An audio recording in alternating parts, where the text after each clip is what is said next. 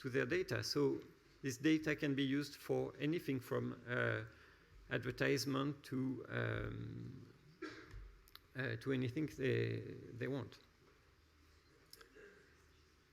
So we have a few issues with this TikTok algorithm. So I hate to be the guy that says, okay, we have problems because everybody is so enthusiastic about TikTok today. Thanks, Brandy, to be a bit on my side. But the issues are like this addictive design that wastes people's time with a maximum efficiency. I saw that when I was doing this interview for the Wall Street Journal, and the guy who was the cameraman was telling me that actually his son was doing class prepa, and he was doing a bit of TikTok to try to relax after a hard day of work. But then it was so addictive that he spent like nights like just watching TikToks, and he was not performing well at work anymore because the algorithm was just so addictive. And the algorithm is not designed to help you take a break and relax. It's designed to really keep you watching. So for someone trying to work in a competitive environment like a class prepa, it's really not the best option. So this centralized algorithm design can be easier to understand for dictatorship than democracies. So we need to think, we need to understand better the algorithm, because at least if everybody would understand the algorithm well, at least we wouldn't have a drawback compared to dictatorships. And the last issue for me is this tremendous amount of data collected. So I told you 20 to 100 times more information per minute on TikTok than on YouTube. And all this data can be used to predict things about you. So when I was at Google, I worked on a project that was using your search queries to predict things about you. And same here on TikTok, you can see everything that you watch and you enjoyed to predict a lot of things about you. But you have many, many more TikTok views per day than searches on Google per day. So you can predict much more things. You can predict, like a kid who's 13, you can predict his sexual orientation extremely fast. You can predict a lot of very creepy things very fast. His favorite taste for music, his favorite body styles. When you think about that, it starts to be pretty creepy. And the difference from like TikTok to Twitter, for instance, that on Twitter, everything you say is public, so it's things that you want people to know. On TikTok, just passively listening to what you see, you don't realize that you give information to TikTok about who you are. And you give much more information than on YouTube. So what do we need to do about all that? I think we need to be aware that TikTok AI control billions of hours of watch time. And we know nearly nothing about it. We don't know if it's going to favor the Wagner Group or favor reporters like Garance who are doing things to talk about this problem. And if the algorithm favors one thing over another, you can make as many TikTok videos as you want. There's one side that's going to win. So we need to know if we want to live in a world where this paramilitary group will thrive, and that will depend in part on the algorithms we use. So we need much more investigations to help users know if TikTok is safe for them and their kids. And so that's why the work of researchers, journalists, regulators, for instance, with European DSA, and civil society is so important. And so, yeah, be careful what this algorithm is doing. Thank you. Thank you. Please raise your hand if you have any question for Guillaume Chaslot.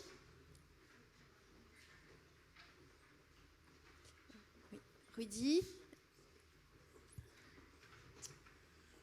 So a question, because we've seen also with more regulated platforms or platforms that provide more data, such as Facebook, that we still don't know a lot about what's going on. What tool exists to make sure that this data that we need to analyze these algorithms, these companies, how can we make this available? Is it simply a question of regulation? Is that the only tool, or are other ways to get that information as journalists? No, we need. Yeah, we need investigations.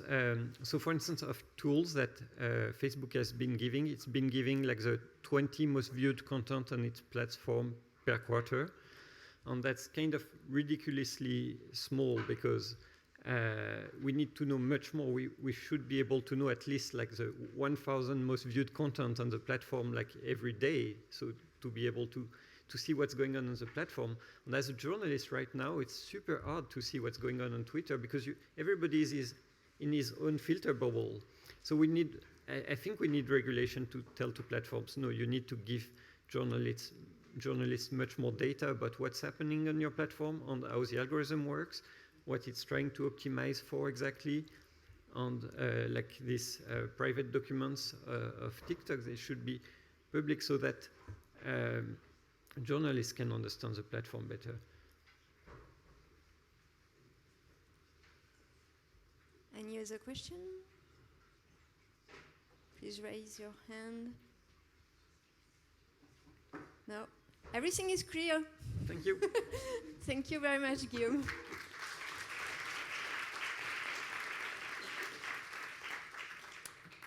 Now, Jess, if you can come on stage. Thank you very much. You Can't Cancel Me. It's the title of your presentation.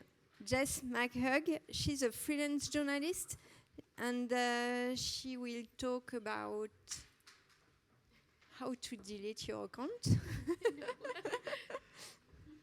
No, it's a joke. I try to be serious but also playful, as Nick told me to do if I am on TikTok. Okay. Not sure I'm gonna be a good fit with TikTok. Hi. Oops. All right.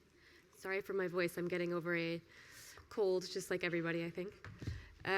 My name is Jess McHugh. I'm a reporter based here in Paris. I'm a journalist and author. I write about kind of various and sundry things. I would say kind of strange and unusual cultural and historical phenomena. I write a lot for a lot of different places, but Washington Post, Time Magazine, New York Times, most recently.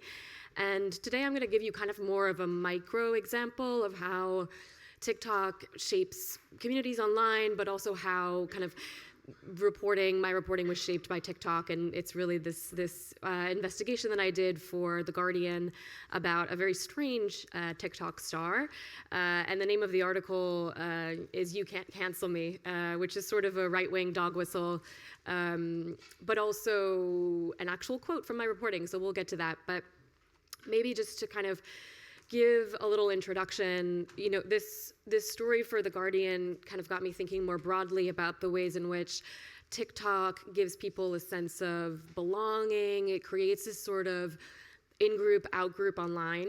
But it also, I think we have this sense that because the internet makes so much information available, it's less easy for us to get tricked or duped or conned. But often it's quite the opposite. We're being exposed to so much information online, especially on a platform like TikTok, in which you move through it so quickly that it becomes more and more difficult to kind of decipher what's true. So to just kind of give you an introduction to this person, this phenomenon that is this woman named Brittany Dawn. She started off as a fitness influencer. She's from Texas, and kind of unsurprisingly from the hair, you can probably tell that. And it turns out that she was committing what's essentially considered fraud because She was claiming to sell people, tailored diet and fitness plans, and she was also marketing herself as a kind of eating disorder advocate because she had struggled with an eating disorder. But it turns out what she was actually doing is she was giving everybody the same plan, including women who, she was kind of marketing specifically toward women with anorexia and bulimia, and she was giving them a plan that told them to eat 1,200 calories a day and work out for 2 hours a day. So now, because of the ways in which she kind of got that money, including she took a COVID relief loan despite not believing in COVID, she's being sued by the Texas Attorney General for damages of up to $1 million. So in the meantime, this comes out in 2019, but the charges weren't brought until this year. She's completely pivoted, rebranded, as you might say on TikTok, and she's become an influencer for Jesus. She is an evangelical TikTok star, and she actually makes a lot more money influencing for Jesus than she ever did as a fitness influencer. Yes, so one of the things that I find kind of really fascinating about TikTok is the ways in which, extremism of any kind tends to have a pretty low ceiling, which is to say, you can get a lot of people with extremist thoughts, or not a lot, you can get people drawn in with some radical thoughts. People are like, oh, that's an interesting idea. That's something I've never heard, or it's something I've secretly believed but was afraid to say out loud. But it tends to have, thank you. It tends to have quite a low ceiling, which is to say there's a limit to how many far right-wing people that you're going to find in a given city or state. But there's no ceiling on TikTok. And this is something that she's capitalized on in a pretty kind of astonishing way. All right. So yeah, here is a picture of our friend Brittany Dawn right after this news broke in 2019, and this was the last interview she's given to the press, which was, again, 3 years ago. But TikTok has also been interesting because, like any sort of content platform, it creates just an absolute abundance of information for reporters.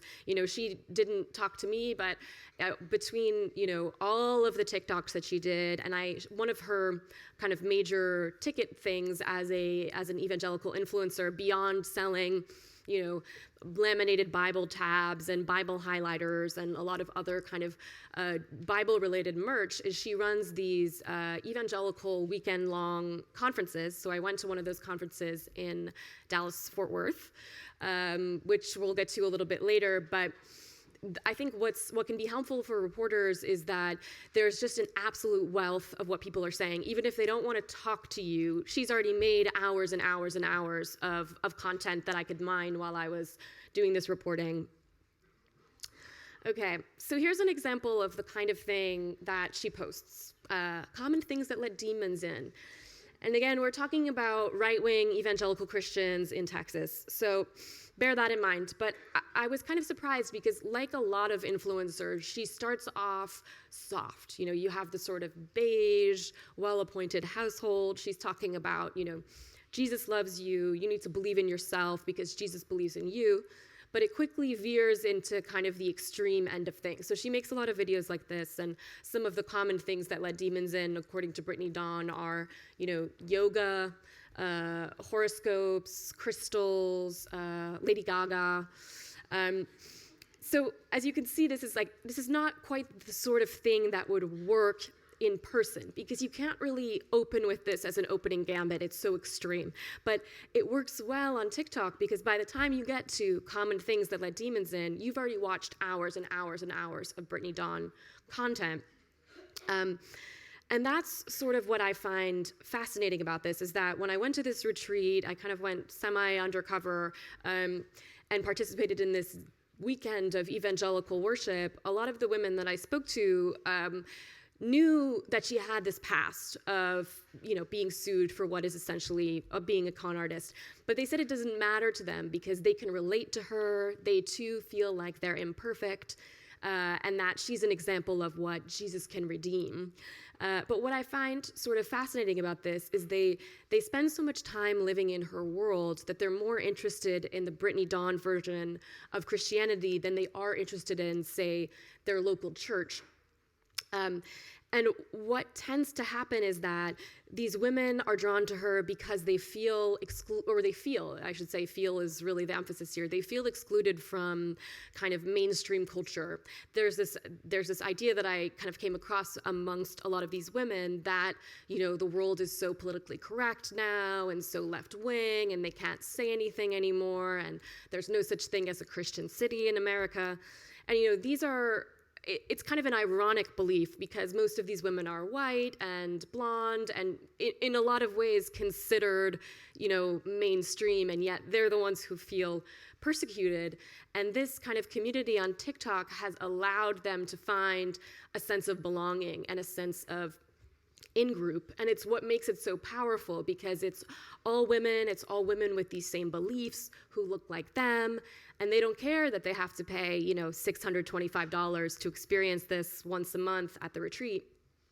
And a lot of it, I think, goes back to loneliness. TikTok is capitalizing on people who feel, put aside in some way, whether that's a real or an imagined isolation.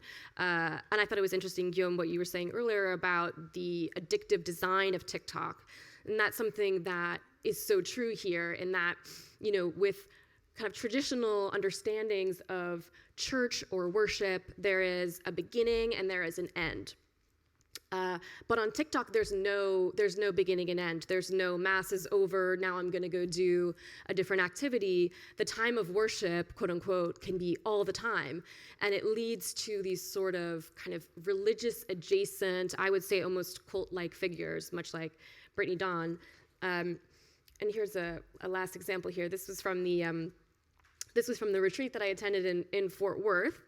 This is Brittany Dawn on the right there, baptizing somebody in a horse trough. And again, I think it speaks to the fact that much like other forms of extremism, much like a cult, you don't open with your most extreme kind of vision. You don't start with, we're going to baptize you in a horse trough. It kind of builds little by little, and part of that is this sort of addictive design online. And I think, there's a lot to be criticized in TikTok, and what is a little bit frightening about figures like this is how quickly they can build a following. I think she joined in 2020. She already has 1.2 million followers, which is way more than she has on YouTube or Instagram, which she's been doing for years. And a lot of what made her kind of pop was that she has these views about, of course, unsurprisingly, she's very into QAnon, anti-COVID, and so it's sort of this strange hydra of different conspiracy beliefs that really flourish alongside kind of maybe some more traditional but still extreme views of Christianity. Maybe one kind of thing to close, I think it's important, as evidenced by this conference today, it's important to take TikTok seriously, which is something that took me a little while to come to because I'm, print journalist and a little bit old school in a lot of ways. But I wrote this book called Americanon that's about how best-selling books shape culture.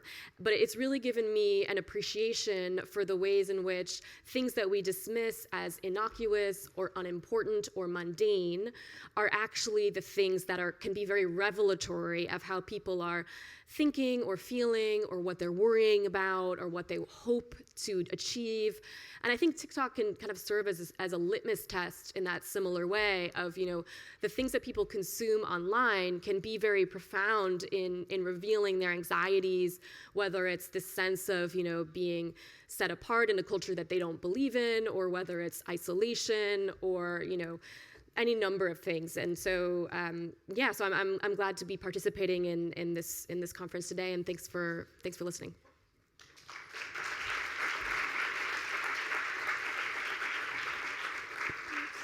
Thank you very much. Now your turn, Chine. Thank you again. Now Chine Labbé, she's a former student from Sciences Po Journalism School. She's the editor-in-chief of Newsguard. And she said TikTok had a scroll and a search problems, 2 issues in fact.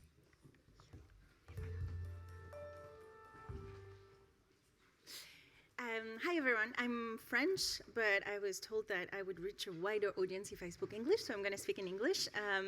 My company is actually US based, so it's fine both ways. I'm really happy to be here. I'm actually a graduate from the dual degree between the Sciences Po Journalism School and the Columbia Journalism School, so I see some friendly faces out there too. I'm here to talk about news and information on TikTok from a very specific point of view, which is the point of view of my company, which focuses on misinformation, disinformation, and propaganda.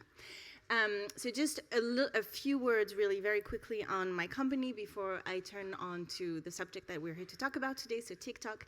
I work for a company called Newsguard, so you may have heard about us. Actually, it was mentioned in an earlier presentation. We're a company that was founded in March 2018 by journalists with journalists, even though some journalists still like to present us as former journalists, which we still are journalists. And the mission really was for us to fight online misinformation. So obviously it's March 2018, it's right after the 2016 presidential election in the US with the context with that regard that we know. And the idea was, what else can we bring to the table in terms of fighting misinformation on top of fact-checking?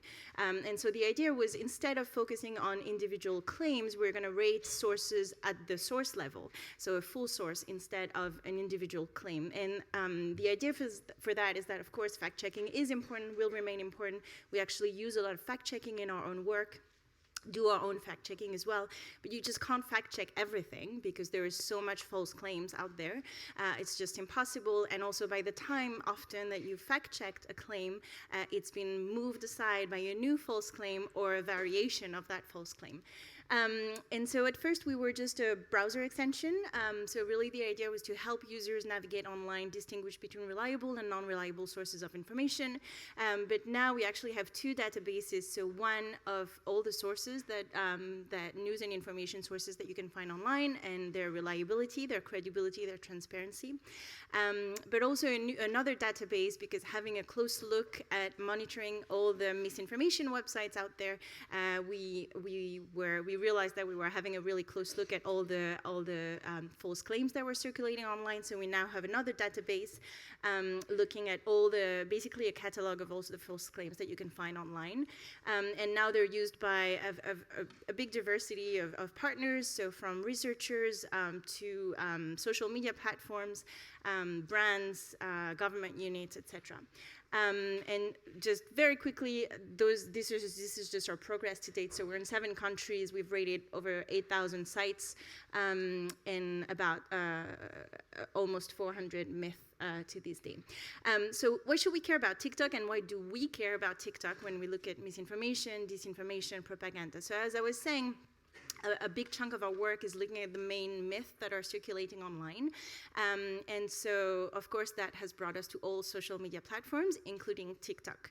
But the reason really I think we should all care about TikTok, and why we care about TikTok, is first because of its huge audience. So as you know, in late 2021, it celebrated attracting more than 1 billion monthly active users. It's the first non-Facebook app that has reached that milestone. It's also the fastest growing app, a social media app today. And as was said in many different presentations before, it has a very young user base. So these are just 2 numbers. For the US, a quarter of the app's users are thought to be between the age of 10 and 19, despite the app being forbidden to people under 13. We know it's very easy actually to use it, and a lot of users are much younger. And in France, it's approximately 30% that are under 18. So of course it's important, it's people we want to be talking to, and it's a very fast growing app.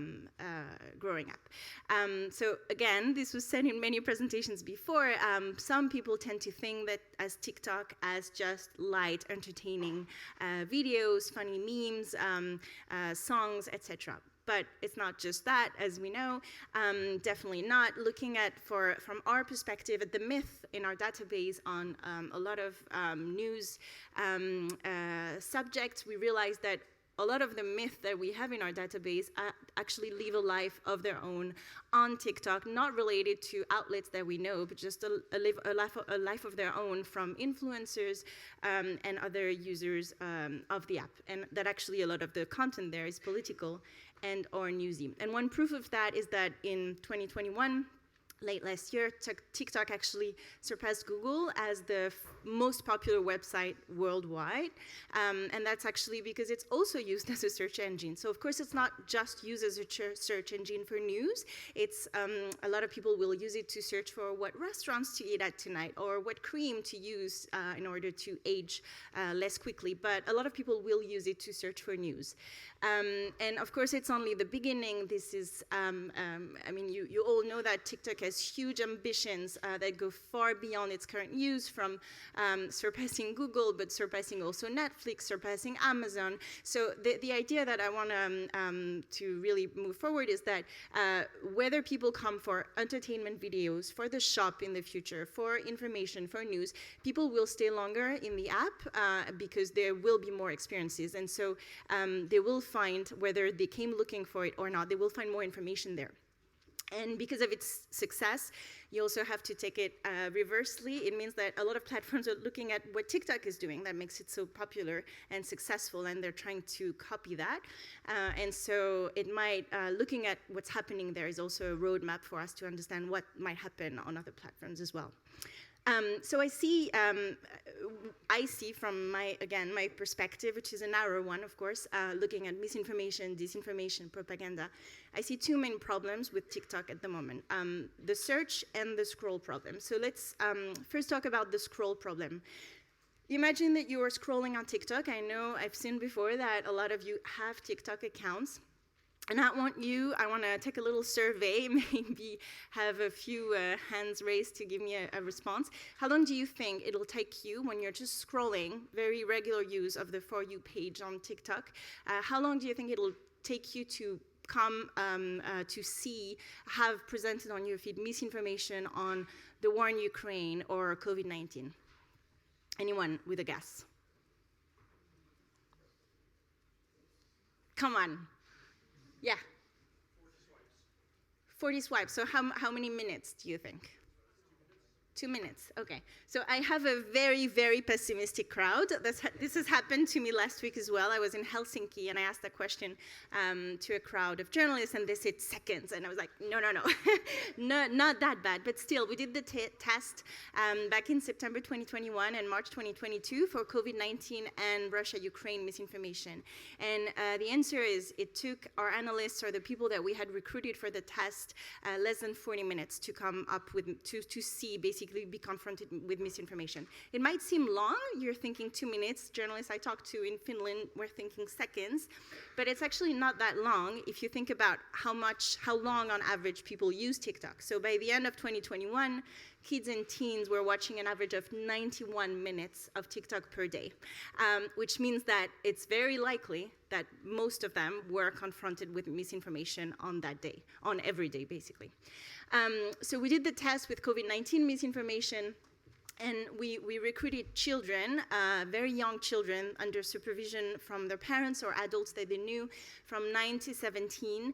And basically, we were instructing them to have very little engagement with the platform, just look at videos that were about the pandemic, whatever they were. And what we found is that within 35 minutes, they were all but one shown misinformation about COVID-19. Some videos were labeled as containing misinformation because COVID-19 was front of mind. And so there was a lot of policies around that at the moment, but not all of them were. So that's the example of my nephew, a 13-year-old French speaker. He was shown a satirical video related to COVID-19 just 17 seconds after signing up. And after 20 minutes, it was a video warning of a new world order, so very conspiratorial, saying that a French rapper called Kenny Arcana, it's actually a very old song, but that rapper had understood everything. Did we just lose my presentation?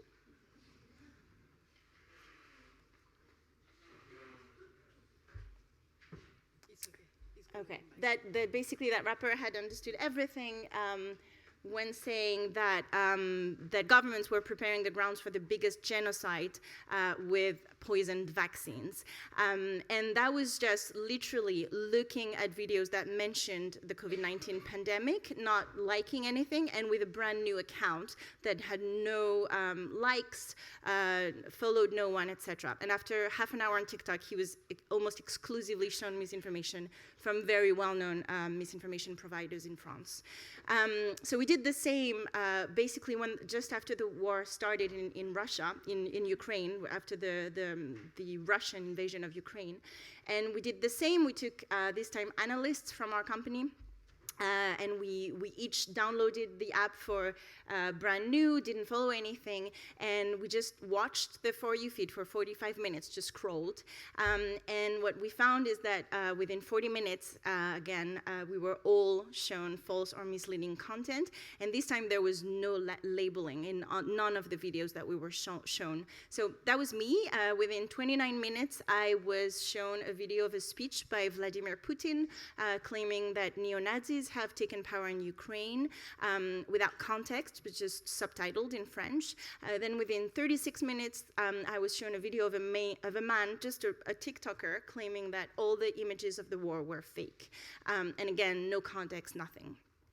So the problem here is I'm not trying to say that the For You feed of TikTok will always show you misinformation. Of course, it won't just feed you misinformation, but the problem is that it will feed you misinformation among a lot of very reliable pieces of information, funny memes, very cool videos, and there is no distinction between all these videos, and that's the problem. The app's design, you're scrolling and you're seeing without context a speech by Putin and then a very reliable video from France 2 explaining you the context about the war. And that's just the scroll problem, which is, of course, the use that we know most when we think about TikTok. But as I was saying earlier, now TikTok is more and more used as a search engine as well. So there is also a search problem.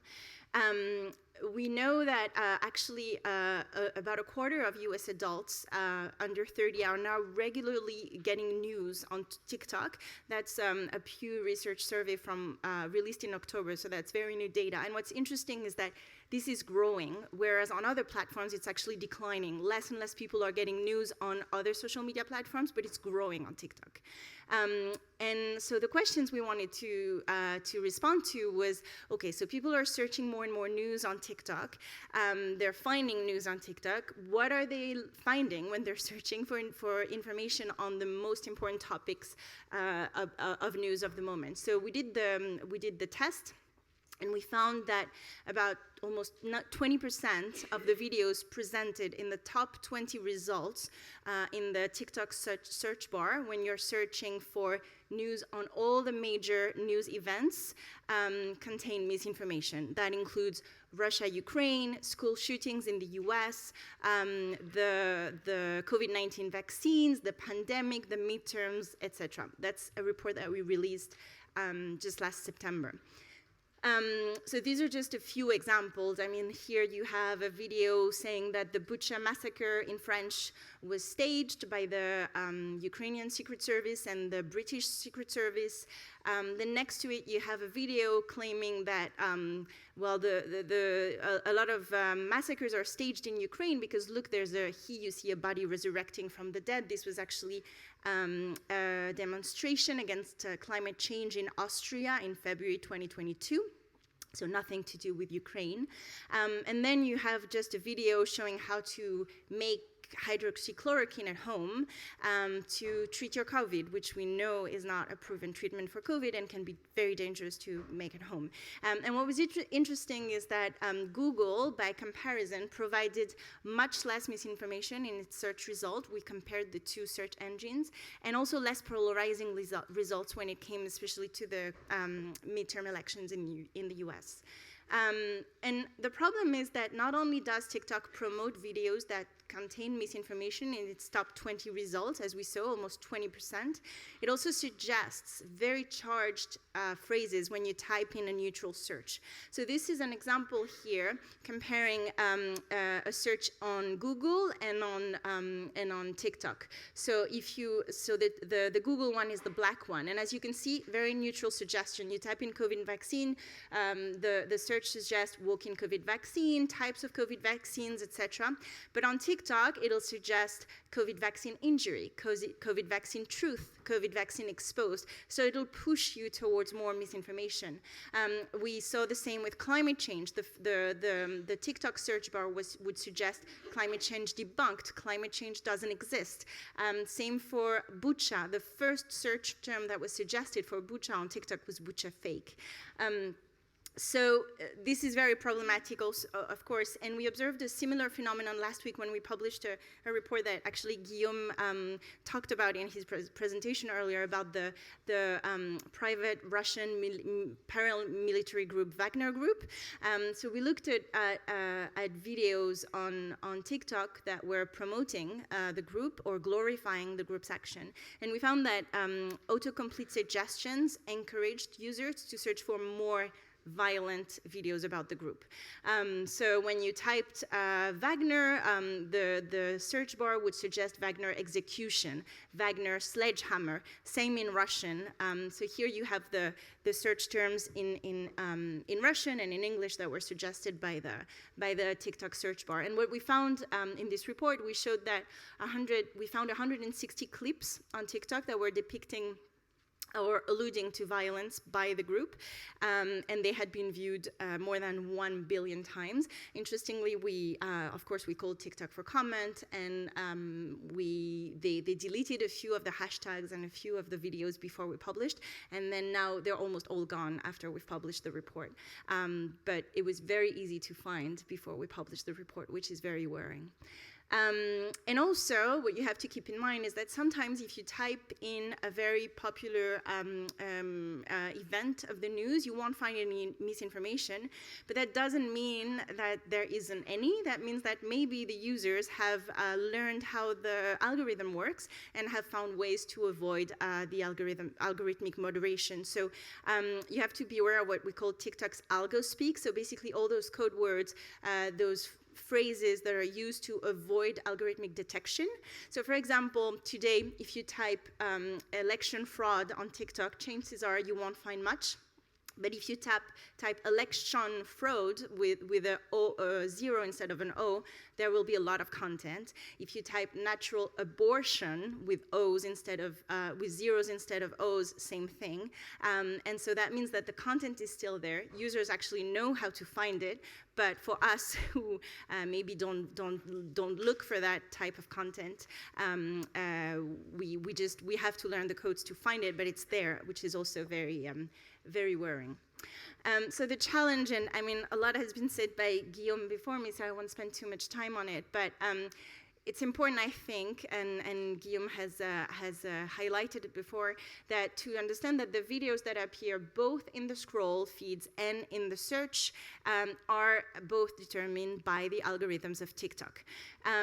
What do we know about these algorithms? Well, Guillaume has given you a lot of clues, and we also know a little bit, we actually know a little bit because they've shared the broad outlines of the recommendation system.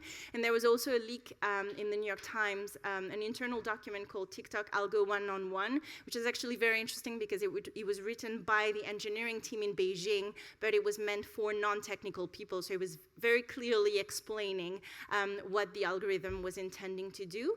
And so what we know is that each video gets a score based on likes, comments, playtime, as well as an indication that the video has been played, or if it was just, scrolled over.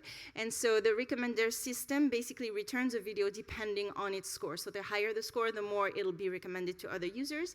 And broadly speaking, what we know is that it recommends two metrics: retention, whether a user will come back, and time spent. And what we also know, as I think I've showed in my earlier slides, is that TikTok's algorithm failed the misinformation test. And we don't know much about what the company does in that respect. What we've asked, of course, when we publish reports, we ask TikTok specific questions. So we've asked them a very simple, very specific question about the algorithm. We asked them, does your algorithm, is it tailored to prevent it from feeding users misinformation, and if so, how? And of course, TikTok just gave us a generic answer as to what they were doing to fighting misinformation, but did not respond specifically to that regard. That's also a graph that Guillaume had in his presentation, so I won't spend too much time on it. But the problem is that we know that content that contains misinformation tends to get more engagement, and that's not according to me, that's according to Mark Zuckerberg.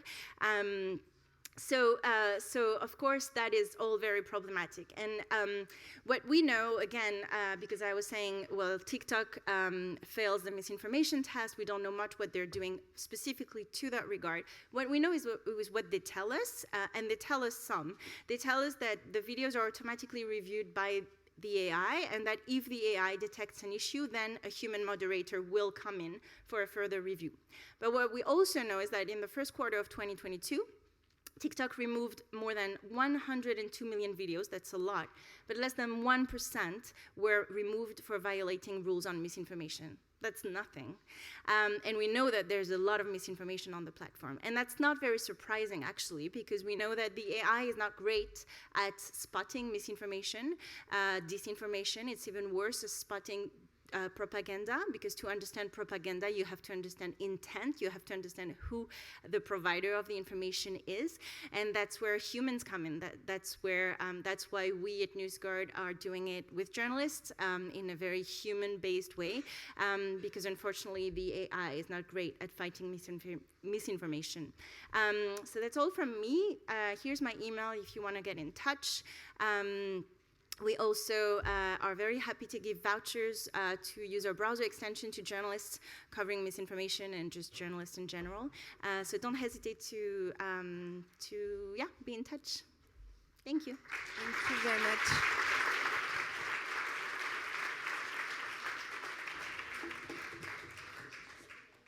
Thank you very much, Chine.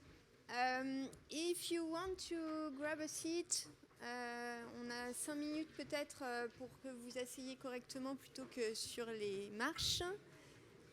Vous seriez mieux. Et puis si on a un problème d'évacuation, il faut qu'on puisse accéder au couloir. Merci beaucoup. En attendant, Marion Wyss et Jean-François Fogel vont prendre place sur l'estrade. Nous sommes parfaitement dans les temps. Il va être 12h25, c'était ce qu'on avait annoncé. Marion Wyss, elle est rédactrice en chef d'un nouveau site qui s'appelle The Audiencer, qui parle beaucoup des performances à obtenir sur les différentes audiences. Vous pouvez apprendre beaucoup. Et Jean-François Fogel, c'est le directeur de l'Executive Master en Management des médias et du numérique, qui travaille à Sciences Po à l'Executive Education. Et c'est la deuxième étude qui va être révélée aujourd'hui, qui est sur le tech stack des éditeurs en 2022.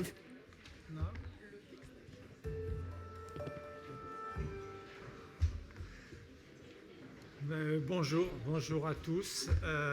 On a 10 minutes pour vous présenter une étude qui fait une 50aine de pages, mais on va expliquer le principe assez vite et puis quelques points. Quand Elon Musk a pris le contrôle seul de Twitter, au bout de 3 semaines, enfin 3 semaines et 1 jour exactement, il a envoyé un mail à ses ingénieurs en disant « Est-ce que quelqu'un peut m'expliquer la tech stack de Twitter ?» La tech stack, c'est l'empilement de technologies qui fait qu'une plateforme marche sur le numérique. Une plateforme d'information d'un site de presse, c'est une accumulation d'outils, des outils quand vous arrivez pour gérer les cookies, mais des outils pour que vous puissiez écouter des podcasts, pour envoyer des newsletters, pour publier des contenus, pour suivre le trafic, des outils qui permettent de faire des cartes, de faire des infographies. C'est ça qu'on a voulu étudier. C'est un peu compliqué à étudier, en fait, parce que, évidemment, chacun a sa tech stack et a son secret. Et en principe, on vous en parle au café si c'est des copains, mais on ne vous dit pas quelle est la tech stack de tel ou tel site d'information. Donc c'est ça qu'on voulait savoir. On voulait le savoir pour des raisons évidentes, parce que la technologie utilisée par un site d'information a un impact énorme sur les conditions de sa production et sur la façon dont l'information est diffusée. Donc c'est quand même difficile d'imaginer qu'on peut parler de façon neutre, hors technologie, de la tech stack. Alors, Marion va vous expliquer comment on a pu le faire, puisque c'est elle qui a inventé la méthode, qu'il avait faite une première fois, et il y a 2 écoles de Sciences Po qui l'ont donc reprise. Voilà. Bonjour à tous. Est-ce que vous m'entendez? Oui. Alors, comment on a fait pour connaître ce que personne ne dit? On a simplement posé la question, on a créé un questionnaire ouvert en ligne, en l'occurrence un typeform, puisqu'on parle tech aujourd'hui, et on a demandé à nos contacts et globalement à tous les sites de presse d'information en ligne en France de répondre à un grand questionnaire, donc complètement ouvert et non contraignant. Donc on a cherché à savoir les outils qui sont utilisés dans 3 catégories principales. Les outils utilisés par l'équipe marketing, donc pour les analytics, l'abonnement, la monétisation. Les outils de l'équipe éditoriale, donc pour les journalistes, comment ils diffusent du contenu sur le CMS du site par exemple, comment ils fabriquent des cartes, comment ils envoient des push, notifications sur les téléphones, et enfin les options techniques qui ont été choisies par les éditeurs de presse. Donc il y avait 3 catégories. Tous les répondants ont pu répondre soit aux 3, soit à une, soit à 2, soit à tout. Donc comme je vous dis, c'était pas contraignant. Nous avons eu 87 tech stacks qui ont été décrites. Donc vous voyez derrière nous les logos des sites de presse ou des groupes de presse qui ont accepté de nous répondre. Donc on a eu une vingtaine de groupes et le reste des sites individuels. Alors certains répondants sont dans la salle aujourd'hui. Évidemment, le principe, c'est la confidentialité, donc on ne vous dira pas qui a répondu quoi. Mais en tout cas, on remercie les personnes qui sont là de nous avoir livré ces infos, comme disait Jean-François, très secrètes. Donc aujourd'hui, 87 tech stacks décrites, on le disait, donc il y a une vingtaine de groupes, donc on imagine que les informations qu'on a portent, on ne peut pas le savoir avec certitude, mais portent sur une centaine, peut-être bien davantage de sites en France. Pour vous donner une petite idée, si vous connaissez le classement ACPM, c'est le classement des plus gros sites d'information en France, on a eu les réponses de 57 d'entre eux, donc 57%. Donc on est assez confiant sur la qualité des données et leur portée qu'on va partager aujourd'hui. Dernier point juste, qui a répondu au sein de ces groupes? Alors on a eu beaucoup de CTO, donc de chefs de la tech, on a eu quelques rédacteurs en chef aussi, et on a eu des directeurs ou responsables marketing, donc vraiment tous les profils, tous les types de profils qui ont pu répondre à nos questions. Alors je vous montre en très résumé, il y a 30 outils utilisés. Je vous montre un des 30 qui est quelque chose que tous ceux qui travaillent dans les rédactions connaissent, qui est la messagerie. En fait, quand Slack est apparu, Slack aura 10 ans l'an prochain, c'est devenu un must dans les rédactions. D'un seul coup, une rédaction, c'est une messagerie. Donc il y a même des séminaires uniquement sur comment paramétrer, comment utiliser la messagerie. Ce que vous voyez là, vous voyez les solutions qui sont les plus utilisées. Donc Microsoft Teams est passé devant Slack, beaucoup utilisent WhatsApp, Google Chat, vous voyez, il y a quelques solutions maison. Ce qu'on voit, c'est que si vous faites la somme des taux d'équipement, c'est-à-dire si vous prenez toutes les solutions et puis vous voyez le pourcentage, vous voyez qu'on est à plus de 100%. Donc c'est clair qu'il y a des rédactions qui tournent avec plusieurs messageries à la fois. On leur a demandé à chaque fois de mettre une note sur 10 sur la qualité. Globalement, et ceux qui travaillent dans les rédactions le savent, les messageries fonctionnent bien. La note moyenne, c'est 7,4 sur 10, donc plutôt des bonnes notes. On leur a demandé de faire des remarques ou des commentaires. Donc là, on en a mis certains. Il y a trop d'outils, il y a trop de channels, c'est du chaos. Un seul, ce serait plus simple. C'est addictif. Enfin bon, on est d'ailleurs dans une phase où les rédactions ont plutôt tendance à réduire l'usage des messageries pour le moment. Mais ça, c'est une bonne note. On a vu aussi des mauvaises notes. Oui, et me revient de vous présenter la pire note de notre étude, qui est, vous pouvez y aller Jean-François, qui est la gestion des abonnements. Alors ça n'a pas été le thème de la journée, mais vous l'avez probablement vu depuis une quinzaine d'années, pullule sur les sites d'information, ce qu'on appelle les paywalls. Donc c'est le petit truc qui vous bloque quand vous essayez de lire l'article et qui vous dit d'aller vous abonner ou d'aller créer un compte pour pouvoir lire la suite du contenu.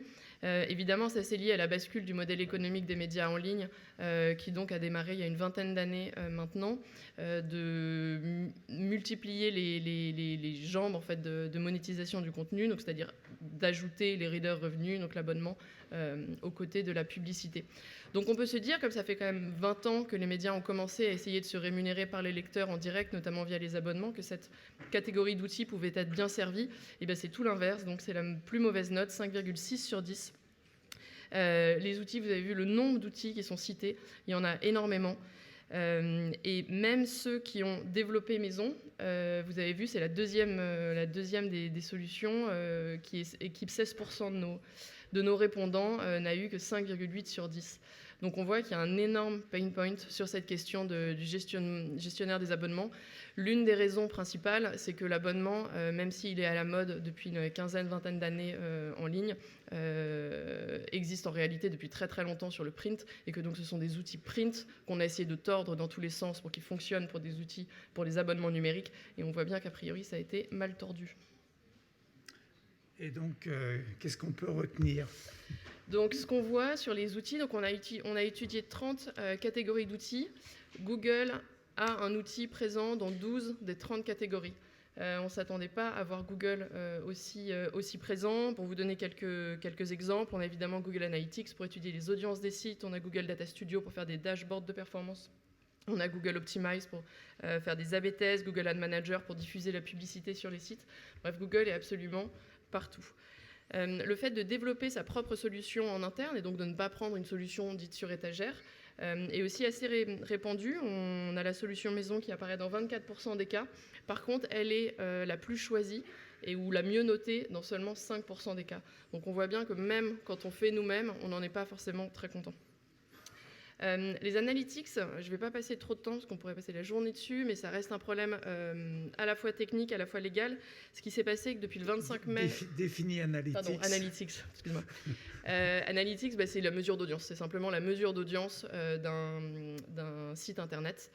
Donc vous avez, vous l'imaginez, des tags, en l'occurrence c'est via des cookies qui se déposent sur votre navigateur et qui permettent à un éditeur de presse de savoir combien de personnes sont venues sur son site, d'où viennent ces personnes-là, quels articles elles ont lus, etc. Donc on a à la fois de la donnée c'est surtout de la donnée comportementale.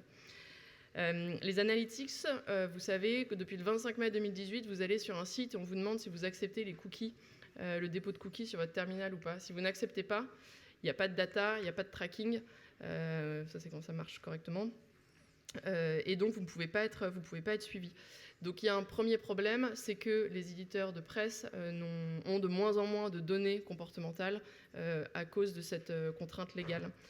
Une autre contrainte légale, c'est qu'en début d'année, au printemps, la CNIL a dit que Google Analytics, son utilisation n'était plus conforme, n'était plus légale. Ça fait que par exemple, Le Monde a enlevé de son site internet, lemonde.fr, cet été, le tag Google Analytics.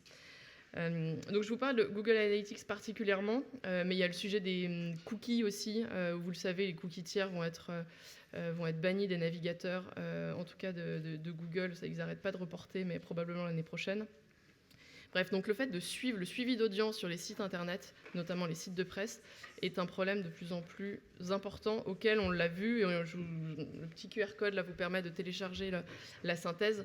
Les éditeurs, pour l'instant, n'ont pas de solution vraiment concrète pour faire face à ce problème. Et sinon, Jean-François et moi, on s'est bien trompés aussi en demandant à nos répondants quel outil d'image satellite et quel outil de reconnaissance faciale ils utilisaient. On s'est bien rendu compte, Jean-François, vous faites plus de congrès de journalistes que moi, mais ce sont des mots à la mode, mais en fait, personne ou presque en France n'est équipé. Et donc, ce sont finalement des questions qu'on n'a pas traitées. Qu'est-ce qu'on a vu concernant les salles de rédaction? Il y a un outil qui s'appelle CrowdTangle. Je ne sais pas si vous le connaissez. C'est un outil qui a été créé par Facebook, maintenant Meta, qui est un outil qui permet de mesurer l'impact des informations, ou en tout cas d'un événement, sur votre page Facebook, mais aussi sur la page Facebook de vos concurrents. C'est pour ça que c'est devenu un outil pour certains qui travaillent ou qui ont fait des stages dans des rédactions. C'est devenu un outil qui guide énormément le travail rédactionnel. Ce qu'on voit, c'est que dans les commentaires, on voit qu'il y a beaucoup d'angoisse puisque Zuckerberg a dit « on va le retirer », mais il n'a pas dit quand.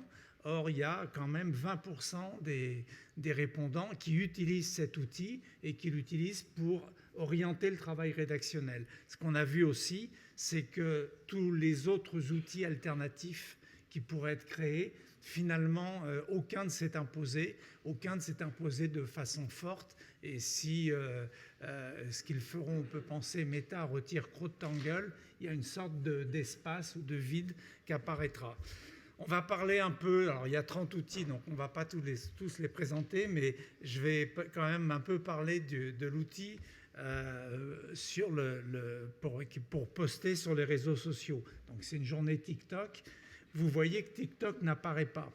Pourquoi ? Parce que quand on fait un site internet, et surtout si c'est un gros site, on a besoin d'automatiser, d'industrialiser et d'avoir beaucoup de données.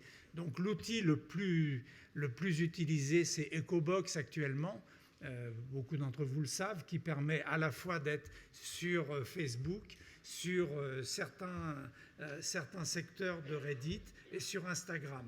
Donc on est capable c'est ce qui permet à des sites de poster la nuit alors qu'il n'y a personne dans la rédaction, qui permettent de poster alors que tout le monde a filé pour aller déjeuner. Donc ces outils-là, donc EcoBox, Hootsuite qui est très important. On voit TweetDeck parce que TweetDeck permet de la même façon de publier.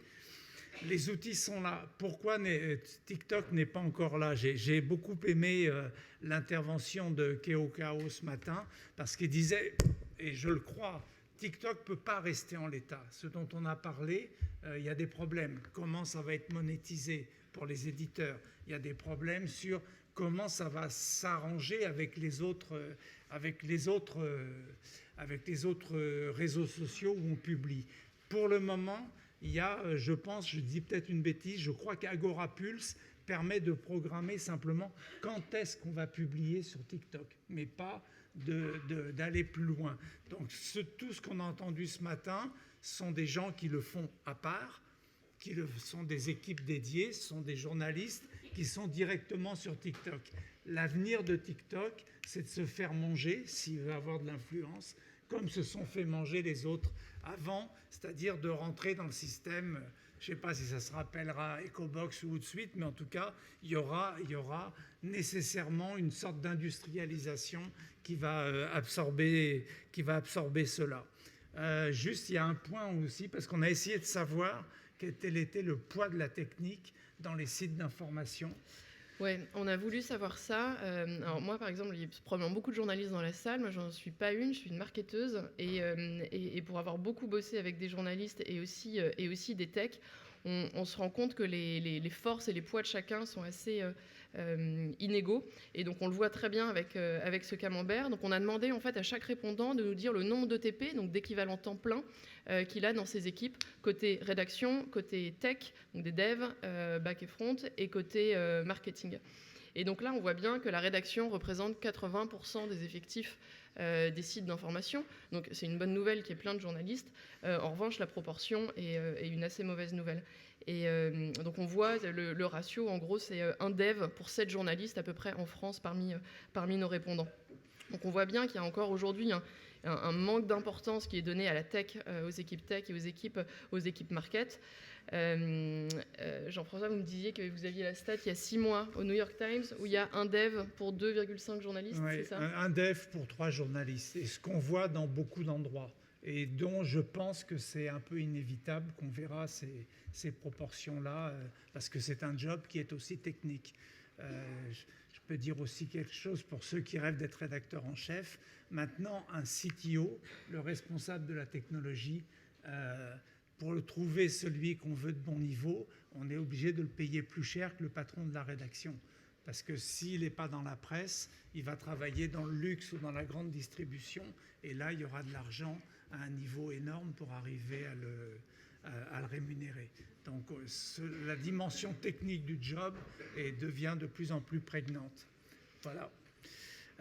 Et puis merci à tous ceux qui nous ont renseignés. Il y en a certains dans la salle, et on ne dira pas qui. Et vous pouvez télécharger l'étude sur le QR code que vous voyez. Voilà, merci. Merci beaucoup.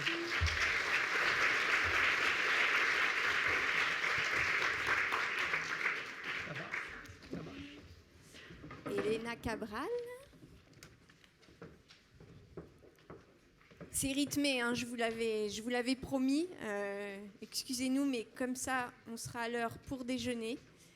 Merci. Thank you so much, Elena Cabral. She's coming from Columbia Journalism School. She is a journalism educator. She's in charge of the international programs as well.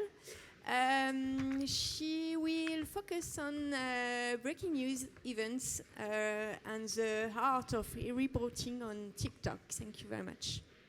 Thank you very much. Thank you so much for inviting me to be part of this. I'm really excited to be here. I suppose I should say that my comments are my own and do not represent Columbia Journalism School as an institution. I tend to have strong comments. And I sincerely hope I don't disappoint. I should also say that we do have several centers of research and professional practice at the Journalism School at Columbia, such as the Tao Center for Digital Journalism and the Brown Institute for Media Innovation, among others. And they tackle these issues way more in depth than I ever could in these few minutes. And I invite you to explore some of their publications. For my part, I come to you as a journalism educator, as a long-time student of social media and how it changes our profession and society as a whole. I'm also a former journalist. My approach is generally to share how I would introduce these topics to students who are preparing for a career in journalism. So I'm very glad that you're all here. All of the material here I've learned from other journalists and researchers whom I cite as I go along. I'd encourage you to write the names down if you're not familiar with them, and to jot down the keywords. We're all very interested in keywords, right, as people who use social media. To look up the links to the stories that I mentioned, and the websites too. Recently at the International Press Institute's World Congress, held at Columbia University, the topic of misinformation was a central theme. It referred both to the proliferation of actual misinformation and the fact that the rise of authoritarian governments around the world, the battle cry of fake news against legitimate news sources that expose wrongdoing has sought to undercut the credibility of journalists working in the public interest, and in doing so, undercutting democratic principles. At the API conference, the executive editor of the Washington Post, Sally Busby, called misinformation the issue of our generation, your generation. I do very much share the skepticism and concerns discussed here about TikTok and the threat that it poses to privacy, to press freedoms, and to the defense of truth.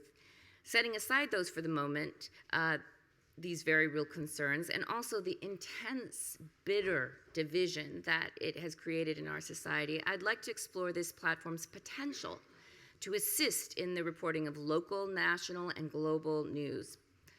But only if there's a reliable means of verification and that it's nurtured as an integral part of this process.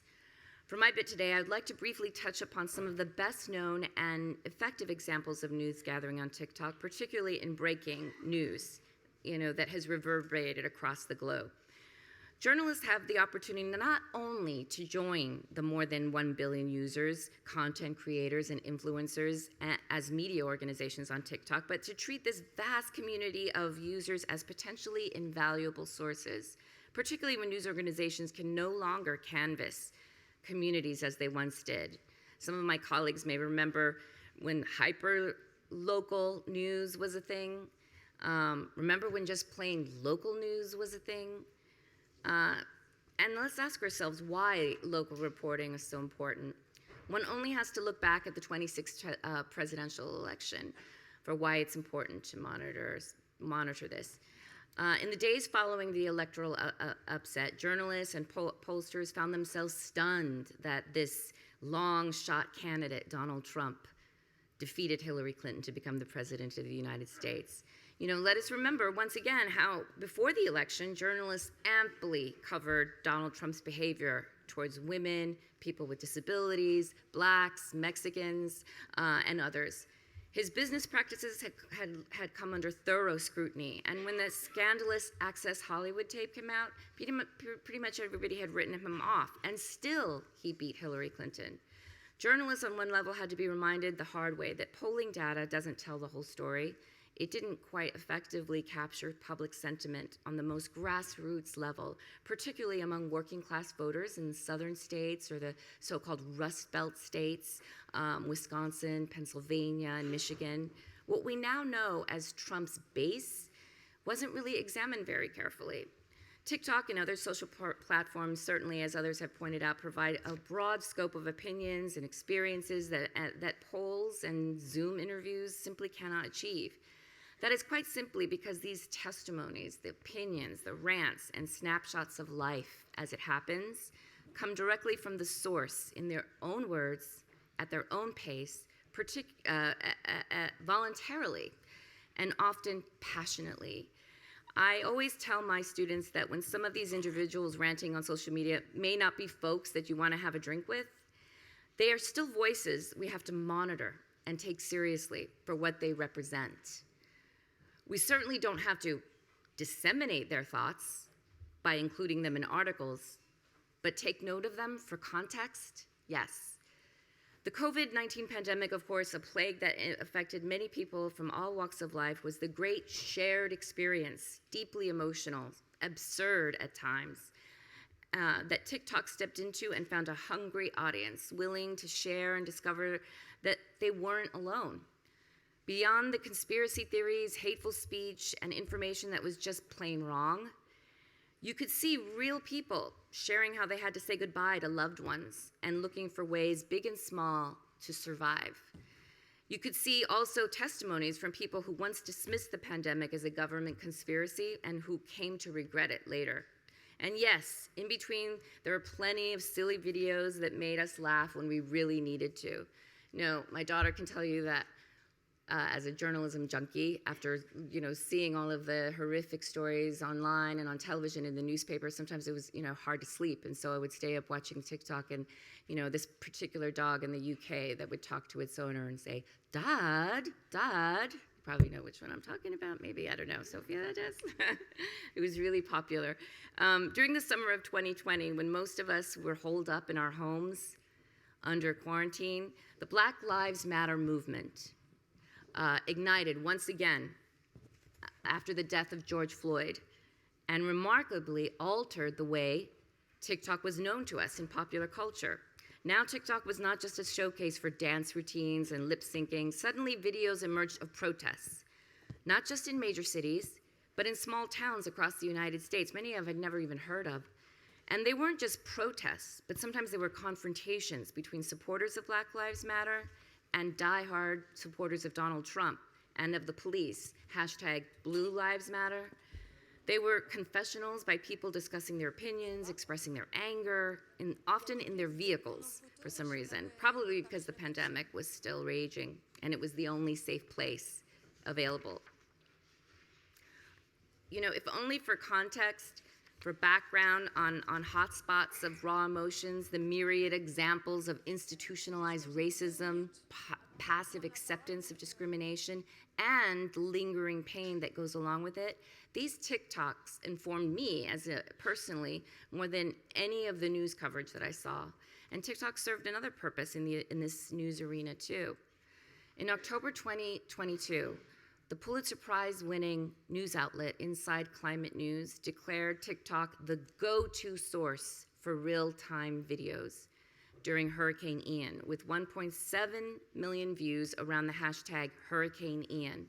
It wasn't just hurricanes, but mass shootings and other disasters that rippled across the globe.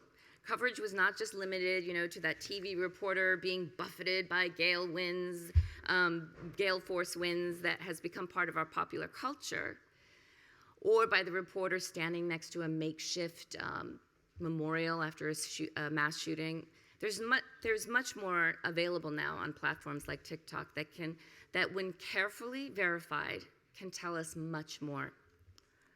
As the pandemic waned, TikTok became part of a constellation of social media platforms that were used in a growing field of journalistic investigations that's known as visual forensics, OSINT, which stands for Open Source Intelligence.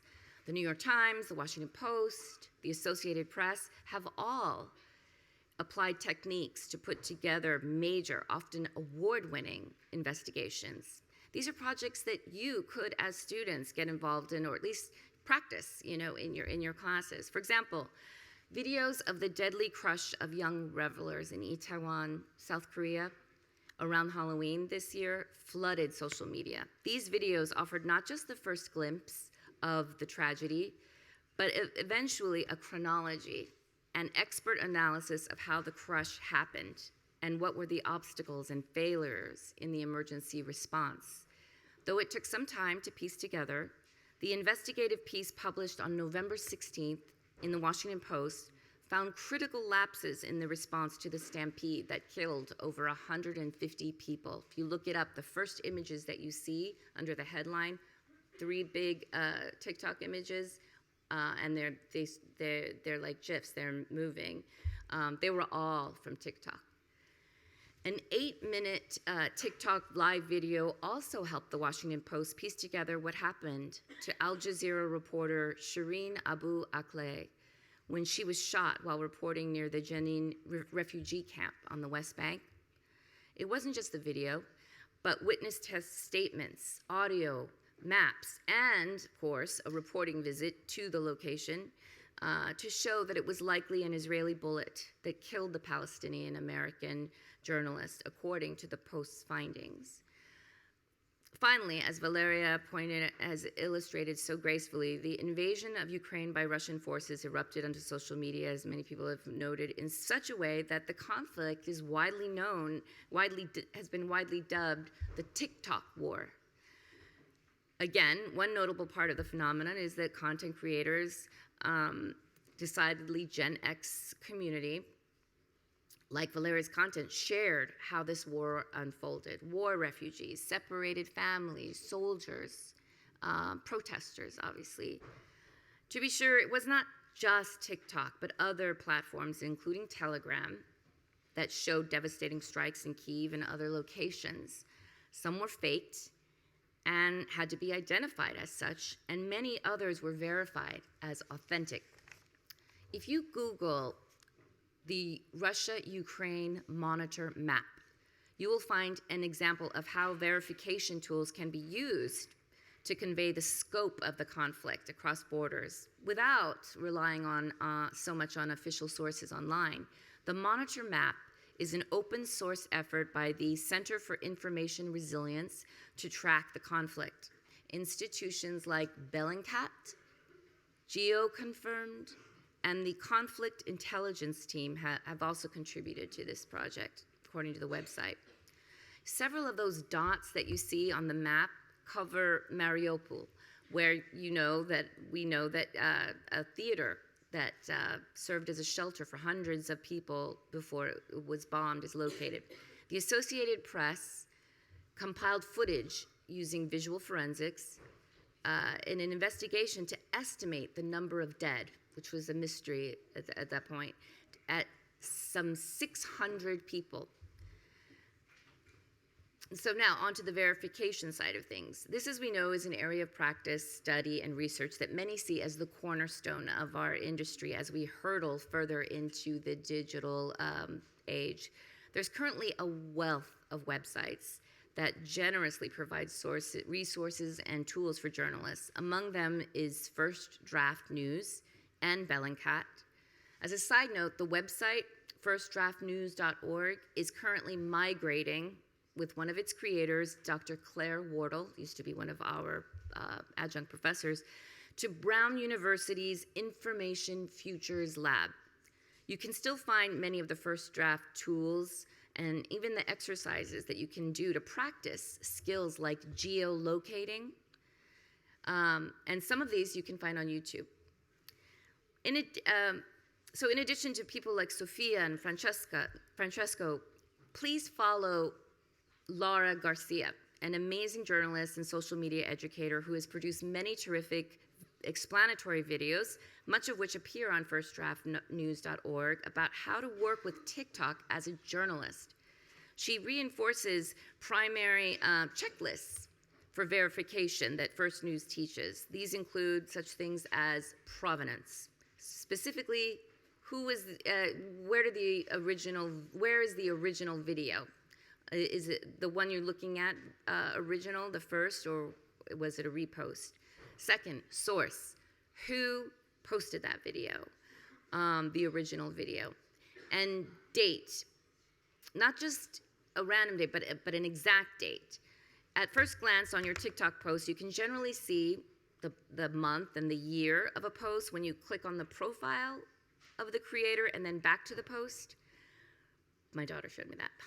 But Laura Garcia's instructional video, which you can find on a handy Twitter thread, shows step-by-step how to find the timestamp. Spoiler alert, it involves looking at some code, but it's not scary at all when Garcia explains it. Journalists have to consider also location. If TikTok won't tell you the location, can the visual clues in the image tell you? Signs, how people are dressed, landmarks, etc. You should search for videos by Malachi Brown of the New York Times that show the amazing power of Google Earth and Google Maps. It's not as difficult as it looks. Finally, the motivation of the poster. Is there an agenda behind the posting? First Draft asks, what need does it fulfill? Finally, we can also use old-fashioned reporting tools to verify by simply looking up the user when they use their real names, which isn't often, or tools like LinkedIn and Google, where many users will post the same profile picture or social media handle. Contacting businesses and institutions around where an event has taken place is still helpful. Human beings can verify things too. In closing, it should be mentioned that one major breaking news story in which you may not have found original TikTok videos compared to, say, the Black Lives Matter protests was the eruption of protests in China recently in reaction to that government's COVID-19 rules. But you can find collections of videos from other parties about the protests in China, videos of protesters in other countries supporting their case on TikTok. So I hope that shows the power of the multitude of users documenting their stories, demanding change in places like China and Iran, and even closer to home. Thank you. Thank you very much.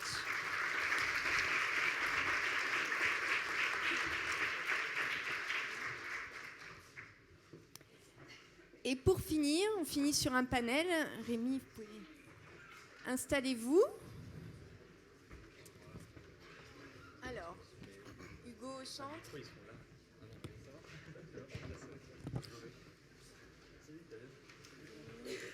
Rémi là.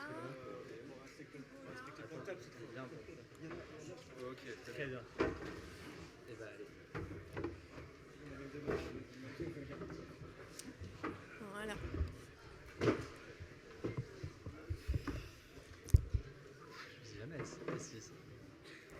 Je vous présente pour le dernier panel de la journée Rémi Buisine, ici, reporter à Brut.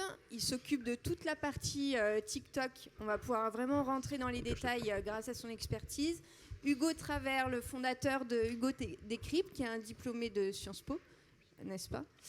Mais pas de l'école de journalisme.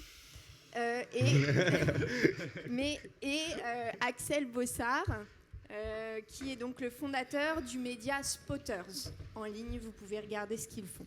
Donc, on a choisi donc 3 expertises différentes, 3 profils différents pour essayer de rentrer vraiment dans le détail de comment on produit des vidéos et est-ce qu'il faut y aller ou non sur TikTok. Donc l'idée déjà, on va commencer peut-être avec Rémi pour Brut, puisque vous êtes le plus gros, je parle du média bien sûr. Wow. Merci de rire à mes blagues qui sont quand même pas d'un niveau très élevé. Non, on a vu avec Nick Newman en début de matinée la puissance de Brut en France sur TikTok.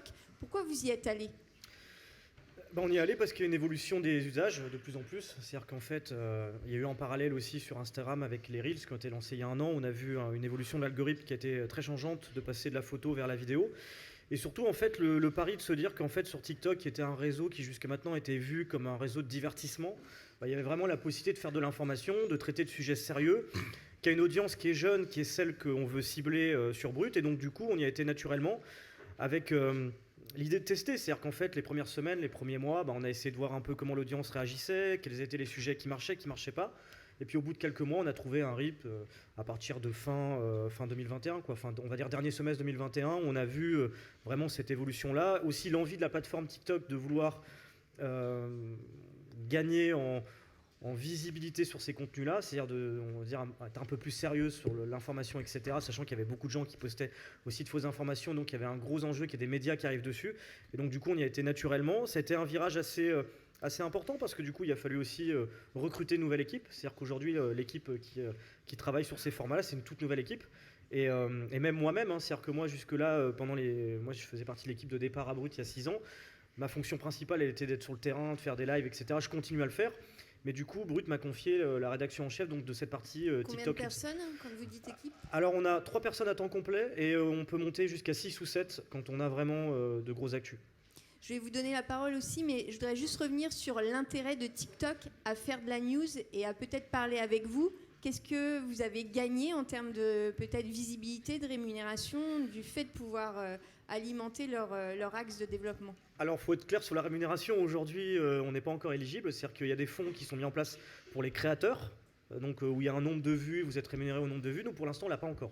C'est-à-dire que là, c'est une opération... Même quand on est le plus gros en France sur TikTok, on n'a aucune rémunération. Pour l'instant. Alors, ça va venir. On sait qu'eux, en tout cas, nous promettent une évolution pour début 2023. Mais aujourd'hui, on ne gagne pas d'argent sur TikTok. Autant on a d'autres plateformes, aujourd'hui, on gagne de l'argent. C'est avec Facebook, YouTube, Snap aussi, qui est très rentable de ce côté-là. Mais sur TikTok, ce n'est pas encore le cas.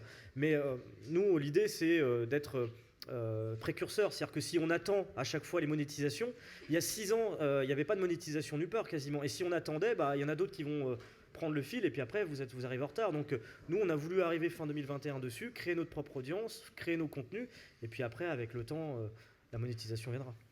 Merci. Hugo Travers, vous êtes lancé au départ sur YouTube, et maintenant ?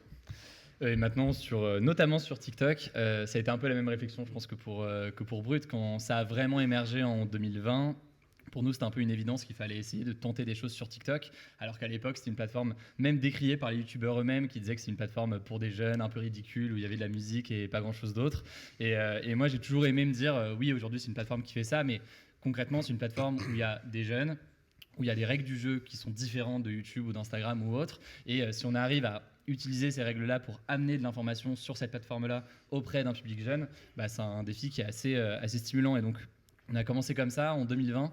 C'était pas évident. Enfin, on s'est un peu cassé la gueule pendant 1 an et demi. Et c'est pareil, je pense que c'est à la rentrée 2021 que ça a commencé à vraiment grandir. On est passé de 200 000 à plus de 3,3 millions d'abonnés aujourd'hui. Et c'est vraiment, je pense qu'il y a eu c'est aussi partir du principe que chaque plateforme va avoir cette évolution-là. Instagram, au début, c'était que de la photo. Au fur et à mesure, ça s'est élargi à d'autres thématiques, notamment l'information. YouTube, c'est la même chose. C'était du divertissement, surtout au départ. Et maintenant, tous les médias quasiment sont sur YouTube. TikTok, je pense que ça va suivre le même chemin. Et pour nous, étant donné qu'on s'adresse surtout à un public qui est jeune, ça nous semblait un peu une évidence de travailler sur cette plateforme-là et de produire du contenu d'information sur TikTok.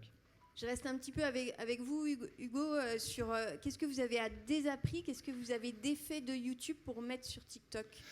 Je pense qu'il faut quasiment tout désapprendre, c'est-à-dire qu'on peut être très bon sur YouTube et très mauvais sur TikTok et inversement. C'est des plateformes qui sont radicalement différentes et c'est ce qui fait même que, c'est un avis strictement personnel, mais au sein des rédactions aujourd'hui, le fait d'avoir des journalistes social médias ou réseaux sociaux n'a plus trop de sens parce que c'est à l'intérieur même de ces réseaux sociaux, il y a des différences assez fondamentales et nous-mêmes au sein de l'équipe, on a certaines formes de spécifications par thématique, comme on peut avoir dans d'autres rédacs, mais on a surtout des spécificités par format, parce qu'on a des personnes qui sont meilleures sur TikTok, qui passent leur journée ou leur nuit sur TikTok et qui du coup savent comment utiliser cette plateforme pour en faire du contenu d'information. Donc oui, je pense que ça implique aussi pour les rédactions de se transformer, de faire en sorte d'être vigilant là-dessus. Et pourquoi est-ce qu'on dit ça ? Parce que typiquement, nous, on a essayé de mettre notre format d'actu du jour qu'on fait sur YouTube et en podcast sur TikTok. Ça n'a pas fonctionné.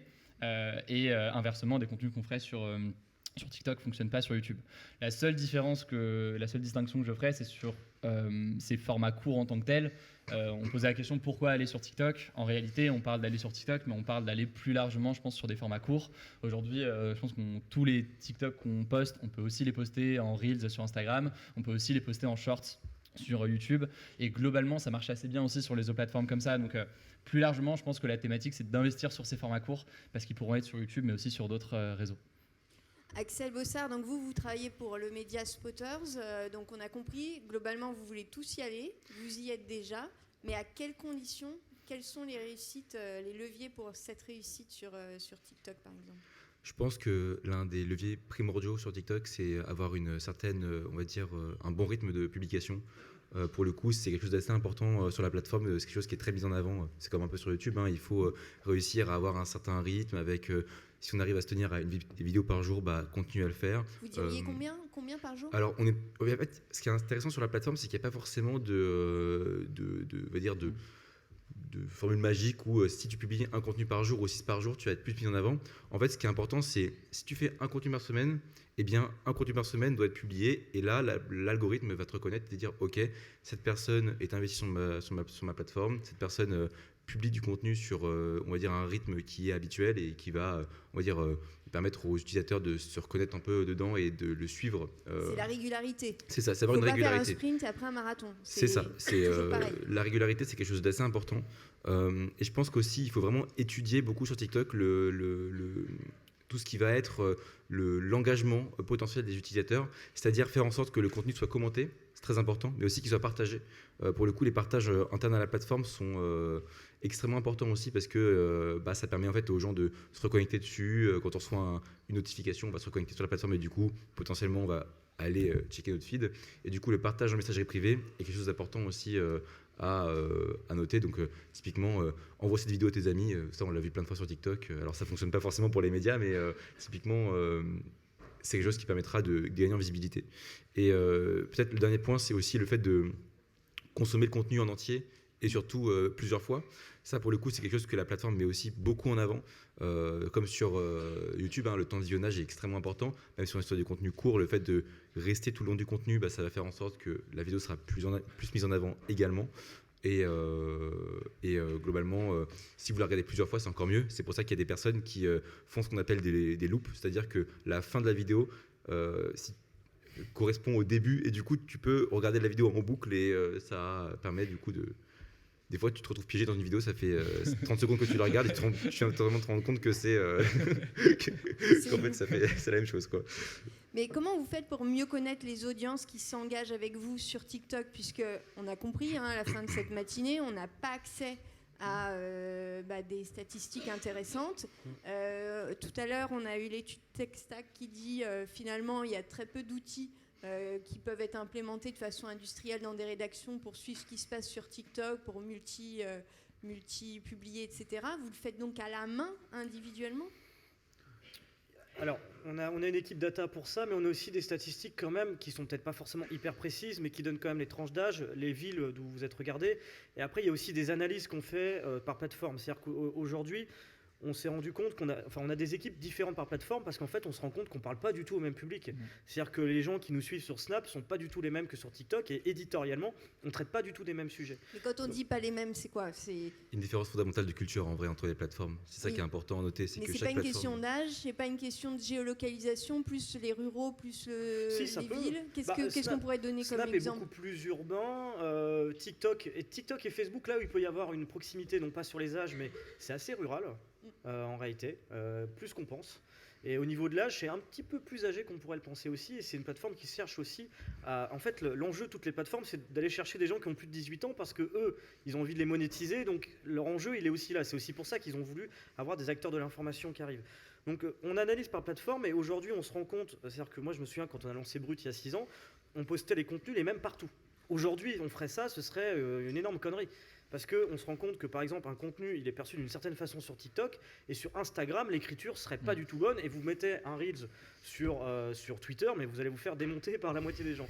Donc, du coup, l'idée, c'est qu'on a vraiment réfléchi à essayer d'avoir une stratégie par plateforme avec des équipes dédiées, et ce qui fait qu'en fait, la conf de rédac le matin, il y a plusieurs confs de rédac à Brut. En fait, il n'y en a pas une seule. Il y en a une pour le service reportage, il y en a une pour les stories, ce qu'on appelle donc Snap, Instagram, Story, Insta et Snap, et une pour les formats courts. Et format long, les décryptages, on l'a fait ensemble. Donc ça fait 3 confs de rédac différentes le matin parce que l'évolution des plateformes fait qu'aujourd'hui, il y en a de plus en plus et des audiences qui sont vraiment très différentes. Et c'est aussi l'enjeu à chaque fois qu'il y a une nouvelle plateforme de l'investir. C'est-à-dire que si par exemple, on revient sur la question de départ, si on n'avait pas investi TikTok il y a 1 an et demi, je pense qu'aujourd'hui, ça aurait été une grave erreur stratégique pour Brut et d'autres. Enfin, je veux dire, pour Hugo, pareil. C'est-à-dire qu'il y a l'enjeu à chaque fois...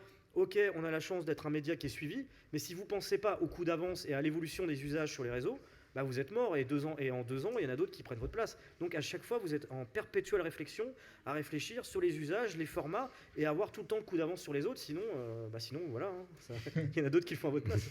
Axel, vous vouliez dire aussi que dans les différences, il y a des histoires de culture, de code. Est-ce qu'on peut essayer de le définir? Ça tombe bien parce que justement, c'est tout le sujet de notre média Spotter, c'est d'explorer la culture des réseaux sociaux et de ce qui se fait sur les plateformes. On va dire que sur Internet, il y a des réseaux sociaux qui sont des très gros générateurs de ce qu'on appelle la culture Internet. Alors, culture Internet, il n'y en a pas qu'une seule, et c'est justement là qu'on touche la particularité de ces réseaux. C'est-à-dire que Twitter va être un très gros générateur de culture web, TikTok aussi, en tout cas pour la France, mais typiquement on a aussi des plateformes internationales comme Reddit qui touchent moins la France mais qui sont aussi des gros générateurs eux-mêmes. Et en fait, ces plateformes-là, ce qui est intéressant, c'est que parce qu'elles génèrent une culture, elles vont fidéliser énormément leurs audiences, ce qui fait que les personnes qu'on retrouve sur Twitter vont généralement, et qui sont les plus gros consommateurs de Twitter, je parle bien, vont généralement ne consommer que ce réseau-là. Et pareil pour TikTok, c'est des personnes qui vont être exclusivement, quasiment sur ces plateformes-là et qui vont partager ces codes-là parce que c'est des codes qui sont on va dire, nulle part ailleurs que sur d'autres réseaux. Et c'est pour ça qu'il est important justement, et c'est pour ça qu'on parle d'usage et on va dire d'évolution des usages, c'est que ces usages, ils évoluent énormément au sein des communautés puisque c'est des cultures qui évoluent et qui sont propres à ces plateformes. Le fait que vous ne puissiez pas renvoyer, de faire de link out depuis TikTok, vous en avez fait votre deuil? Effectivement, c'est pas facile de faire en sorte que des gens qui nous suivent sur TikTok aillent sur YouTube ou autre, parce que c'est pas les mêmes plateformes, donc déjà c'est pas évident et c'est pas notamment les mêmes formats. Nous, ça fonctionne dans certains cas. On voit que par exemple sur Instagram, on a quand même bien grandi grâce à TikTok, parce que les gens nous suivent, nous ont beaucoup suivis sur la dernière année sur TikTok.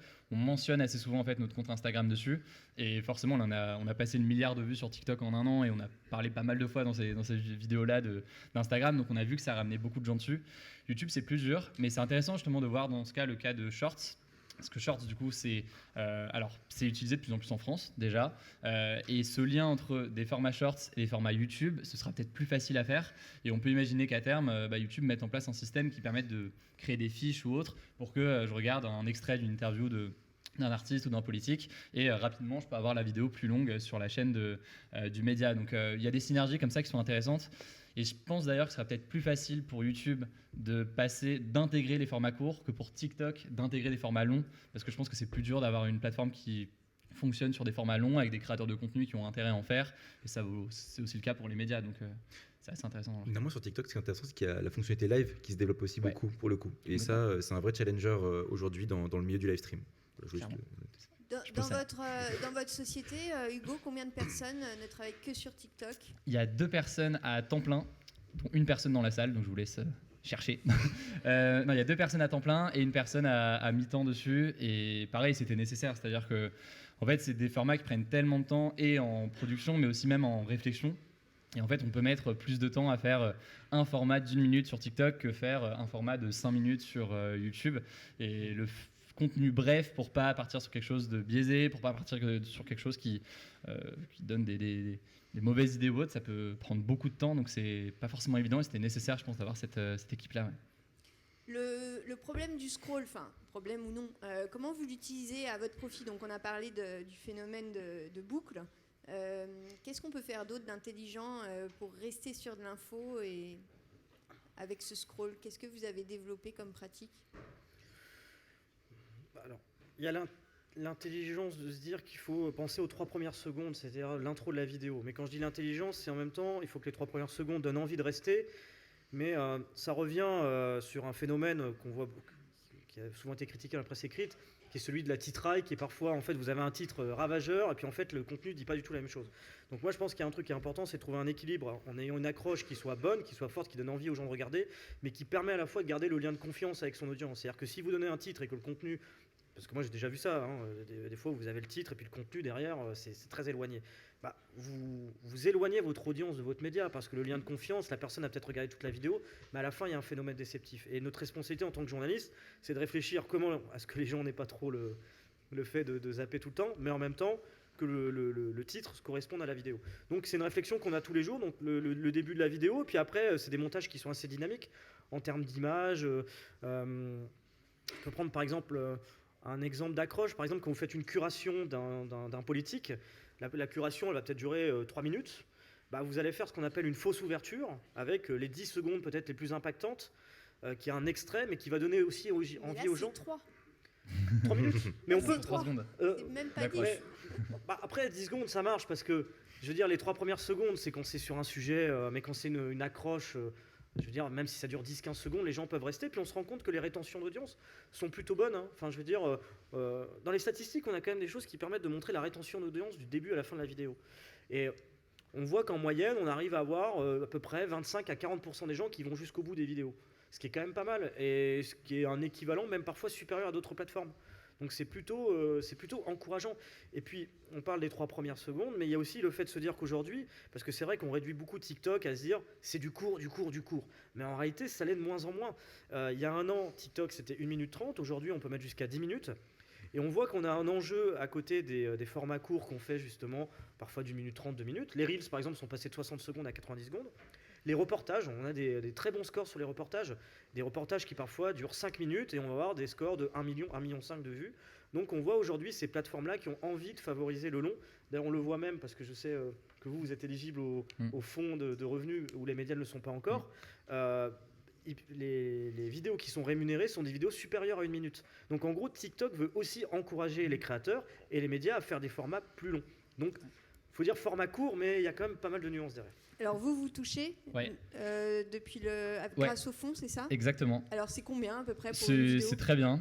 C'est moins bien que ce qui... Non, parce que le chiffre qui a beaucoup circulé sur les réseaux, c'était $1 ou €1, je sais plus, pour 1000 vues. C'est pas du tout ça, c'est-à-dire que dans notre cas, c'est beaucoup moins. Mais c'est bien pour autant, parce qu'on fait... On peut dire un peu le... On n'a pas de fourchette qu'on peut malheureusement donner comme ça, mais c'est intéressant pour nous, parce que ça monétise bien, vu l'audience qu'on fait aujourd'hui. Là, si on fait près de 50 millions de vues par... je sais plus si c'est par semaine ou par mois en ce moment, donc ça grandit bien forcément, et c'est intéressant pour nous. Et juste pour rebondir là-dessus sur la question de la durée moyenne de visionnage, justement ce programme-là, il est sur les vidéos qui font plus d'1 minute, comme le disait Rémi, et pour nous ça pose des questions stratégiquement qui sont assez intéressantes, parce que jusqu'ici on se disait il y a les formats courts et il y a les formats longs, pour dire les choses très rapidement, et là on se retrouve dans une situation où TikTok veut pousser et monétise les formats de plus d'1 minute. De l'autre côté, on a les Reels et les Shorts qui font moins d'1 minute.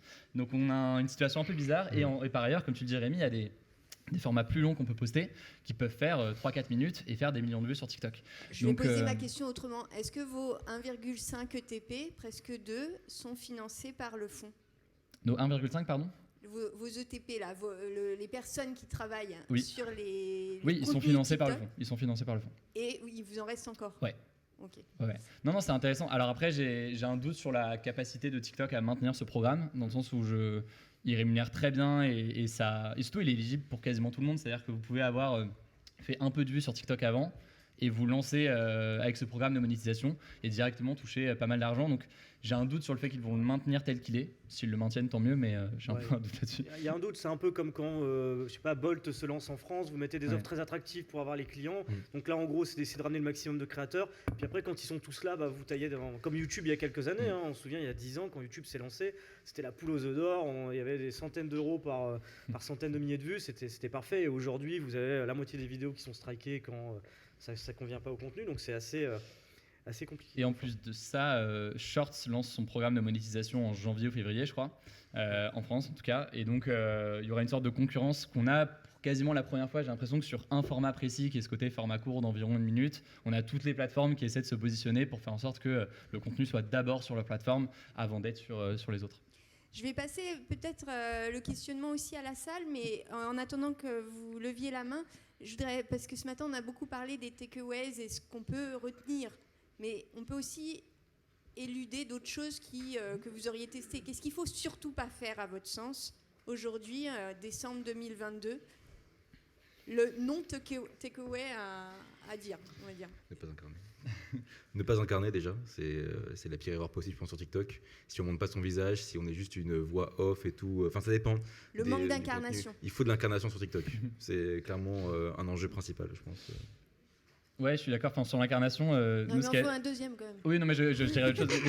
Mais ce qui est marrant, c'est moi, j'ai commencé à incarner de moins en moins de contenu sur TikTok. C'est-à-dire que maintenant, il y a une partie de l'équipe qui incarne les contenus qu'on fait, plus de la moitié aujourd'hui, et on a les mêmes audiences que si c'était moi. Donc, ça prouve qu'on peut aussi faire en sorte de diversifier l'incarnation là-dessus, et ça fonctionne bien aussi de temps en temps en voix off.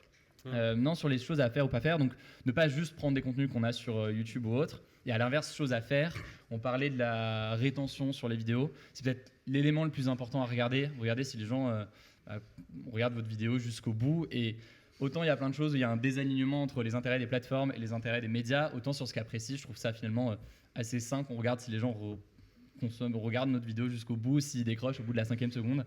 Et donc je pense que c'est l'élément le plus important pour réussir sur TikTok. Et je dirais globalement ne pas poster son contenu sur toutes les plateformes, comme je disais tout à l'heure, de vraiment réfléchir, parce que quand vous postez un contenu pour TikTok, il peut être très mal perçu sur Instagram. Des fois, on a déjà vu une vidéo qu'on met sur TikTok, sur Instagram, les commentaires au bout de quelques minutes, il n'y a pas la même compréhension. Et sur Twitter, alors là, c'est vraiment encore c'est un autre monde. De toute façon, c'est un univers parallèle de Twitter. Donc il y a cette réflexion-là. Et puis de toute façon, on est obligé d'y penser parce que en fait, là, on a une complication tous les jours. C'est que par exemple, les Reels sur Facebook doivent faire moins de 60 secondes. Sur Instagram, 90. Sur TikTok, c'est libre. Et sur YouTube, j'ai plus la durée exacte, mais plus c'est court, mieux c'est. Donc c'est la complication, mais d'un côté, c'est ce qui permet aussi de réfléchir à bien adapter les contenus par plateforme et à se dire, est-ce que éditorialement, la perception de notre contenu va vraiment marcher sur cette plateforme-là, parce que ça arrive bien souvent que c'est pas le cas.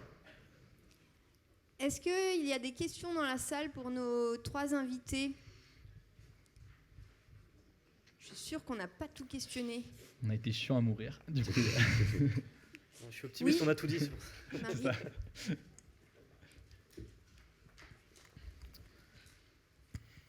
Bonjour. Ce matin, on a beaucoup parlé des synergies entre les différents réseaux sociaux. On voit que justement tout le monde se pose la question de comment on fait cohabiter TikTok avec d'autres plateformes. Mais on n'a pas parlé de Twitch notamment. Et on voit que Twitch aujourd'hui, c'est quand même un lien avec TikTok, notamment avec certains streamers qui gagnent énormément en visibilité auprès de nouvelles audiences. Est-ce que c'est le cas aussi pour les médias? Tu veux commencer? Il n'y a pas beaucoup de médias qui sont sur Twitch, en vrai, déjà, donc c'est complexe. Mais il me semble que des médias comme Popcorn, par exemple, font des bonnes vues sur la plateforme. Donc l'enjeu va être surtout d'identifier les moments les plus divertissants, j'ai l'impression, souvent de l'émission, et ensuite les reposter. Et puis... Ouais. Non, je pense que c'est une excellente question et un excellent point. C'est vrai que la synergie Reels, Shorts, TikTok, elle est évidente. Celle sur Twitch est peut-être moins connue.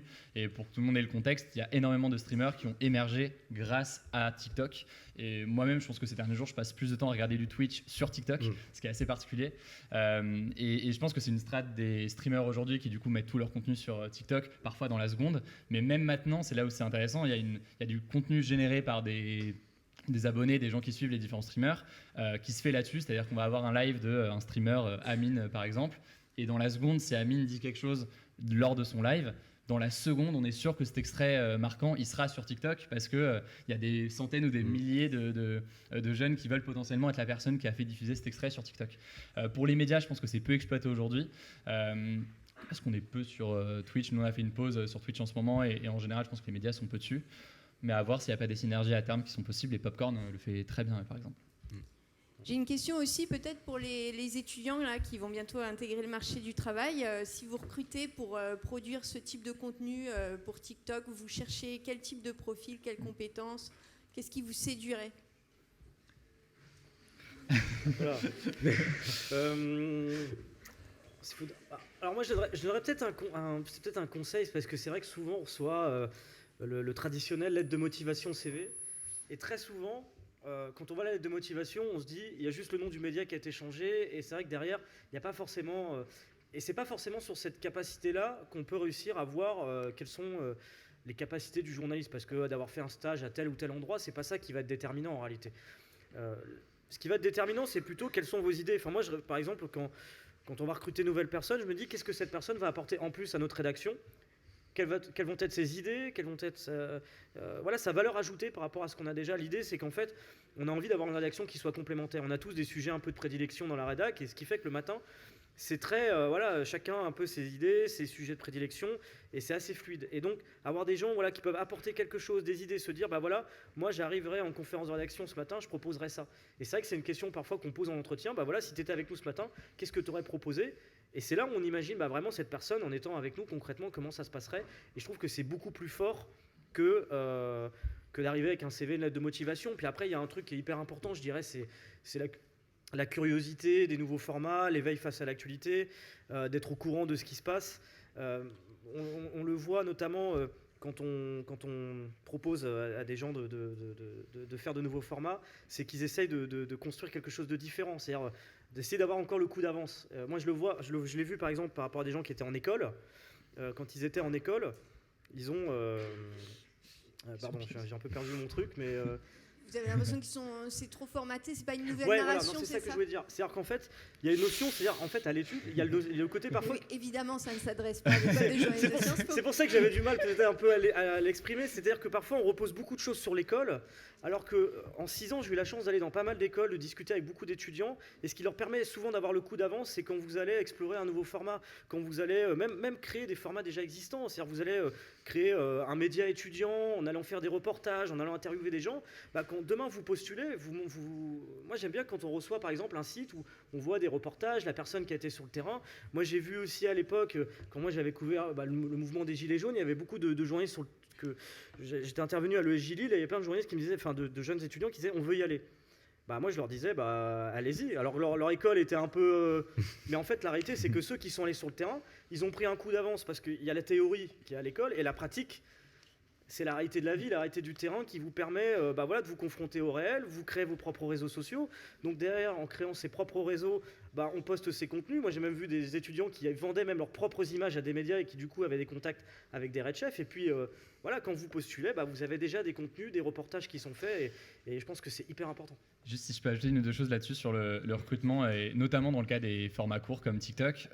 Effectivement, les critères ne sont pas forcément les mêmes. Nous, dans notre cas, ça nous arrivait, même plus largement au sein de l'équipe, mais de recruter des gens qui n'avaient pas fait d'école de journalisme et qui étaient au final tout aussi bons, il faut le dire, que certains qui avaient pu en faire, y compris certaines meilleures écoles. C'est pas pour autant que faire une école est un désavantage. Très loin de là, au contraire, je pense que il y a plein de choses qu'on apprend en école qui peuvent être utiles. Je d'équilibriste en ce moment. Mais en fait, c'est pas évident.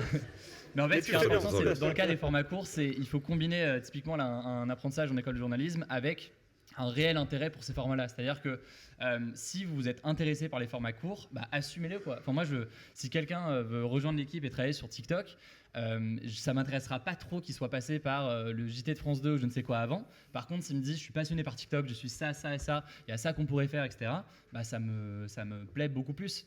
Et je donne souvent le cas du premier journaliste qui a rejoint l'équipe, Benjamin, que tu connais, qui, quand je l'ai recruté, il n'était pas du tout le meilleur étudiant de la meilleure école de journalisme, très loin de là. Il avait très peu d'expérience dans d'autres médias. Il avait un intérêt très fort pour YouTube à l'époque. Il me citait plein de youtubeurs en termes d'inspiration qui lui plaisaient. Il voyait qu'on pouvait faire de YouTube une plateforme d'information. Et 4 ans après, il est toujours là et Et je pense que c'était un excellent recrutement. Donc c'est voilà, cultiver cette forme d'originalité et assumer, si jamais vous aimez les formats courts, de vouloir faire du format court. Ça ne va pas être un choix par défaut, ça va être un choix passionnel. C'est peut-être un grand mot, mais vous avez compris l'idée, quoi. Passionné plutôt d'ailleurs, effectivement. Une question, s'il vous plaît, là-bas, Elisa.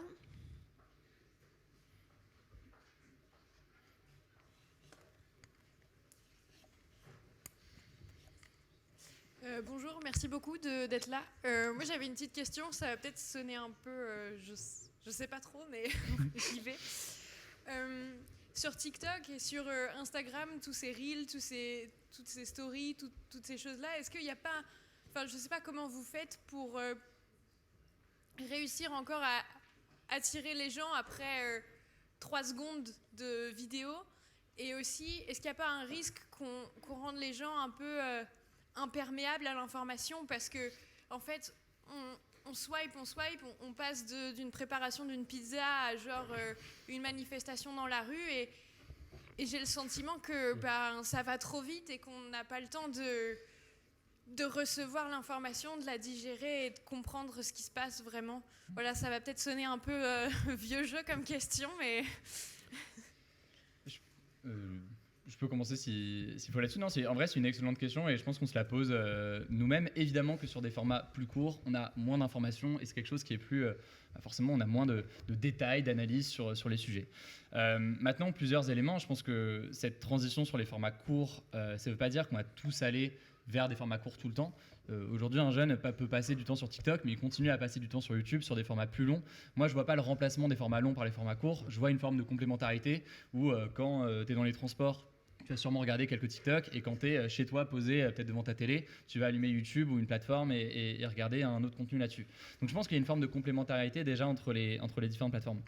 Après, moi j'ai toujours eu un titre personnel, un positionnement assez direct là-dessus, qui est de se dire que oui, c'est cool de faire des docus, de faire des formats longs, etc.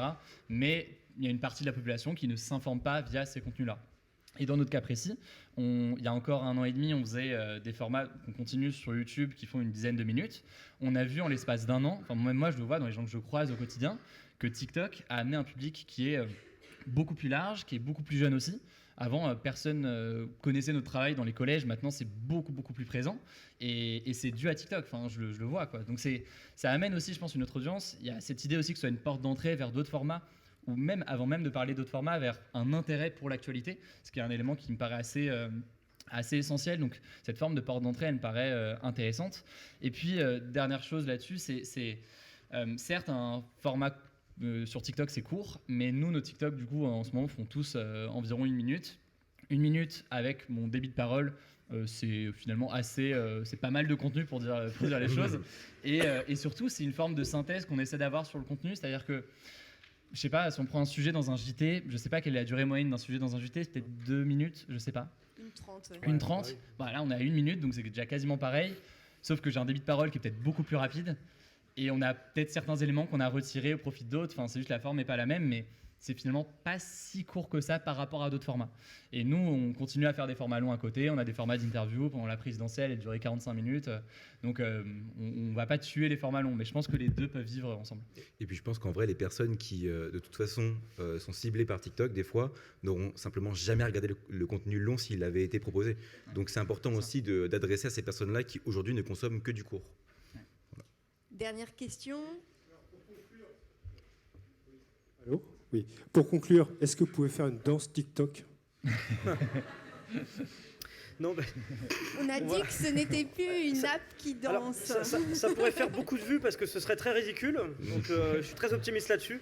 On va peut-être se l'éviter, mais en réalité, c'est aussi de se dire que quand on est arrivé sur cette plateforme-là, les gens nous disaient, moi je me souviens, il y avait beaucoup de journalistes avec qui je discutais dans d'autres rédacs qui disaient, mais vous allez vraiment les faire de l'info sur TikTok, c'est des gens qui dansent, qui racontent des conneries et tout. Bah non, la réalité, c'est qu'on peut arriver dessus avec des sujets sérieux, mais... Belle esquive pour pas danser, Rémi, bien joué. On a senti la fête. Merci beaucoup, merci. Merci beaucoup. Merci.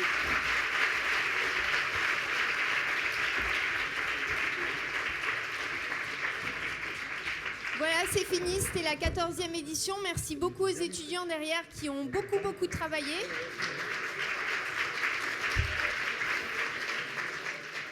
Merci à la régie, merci à toutes les équipes qui ont rendu cette édition possible et à l'année prochaine, décembre 2023, pour la 15e édition.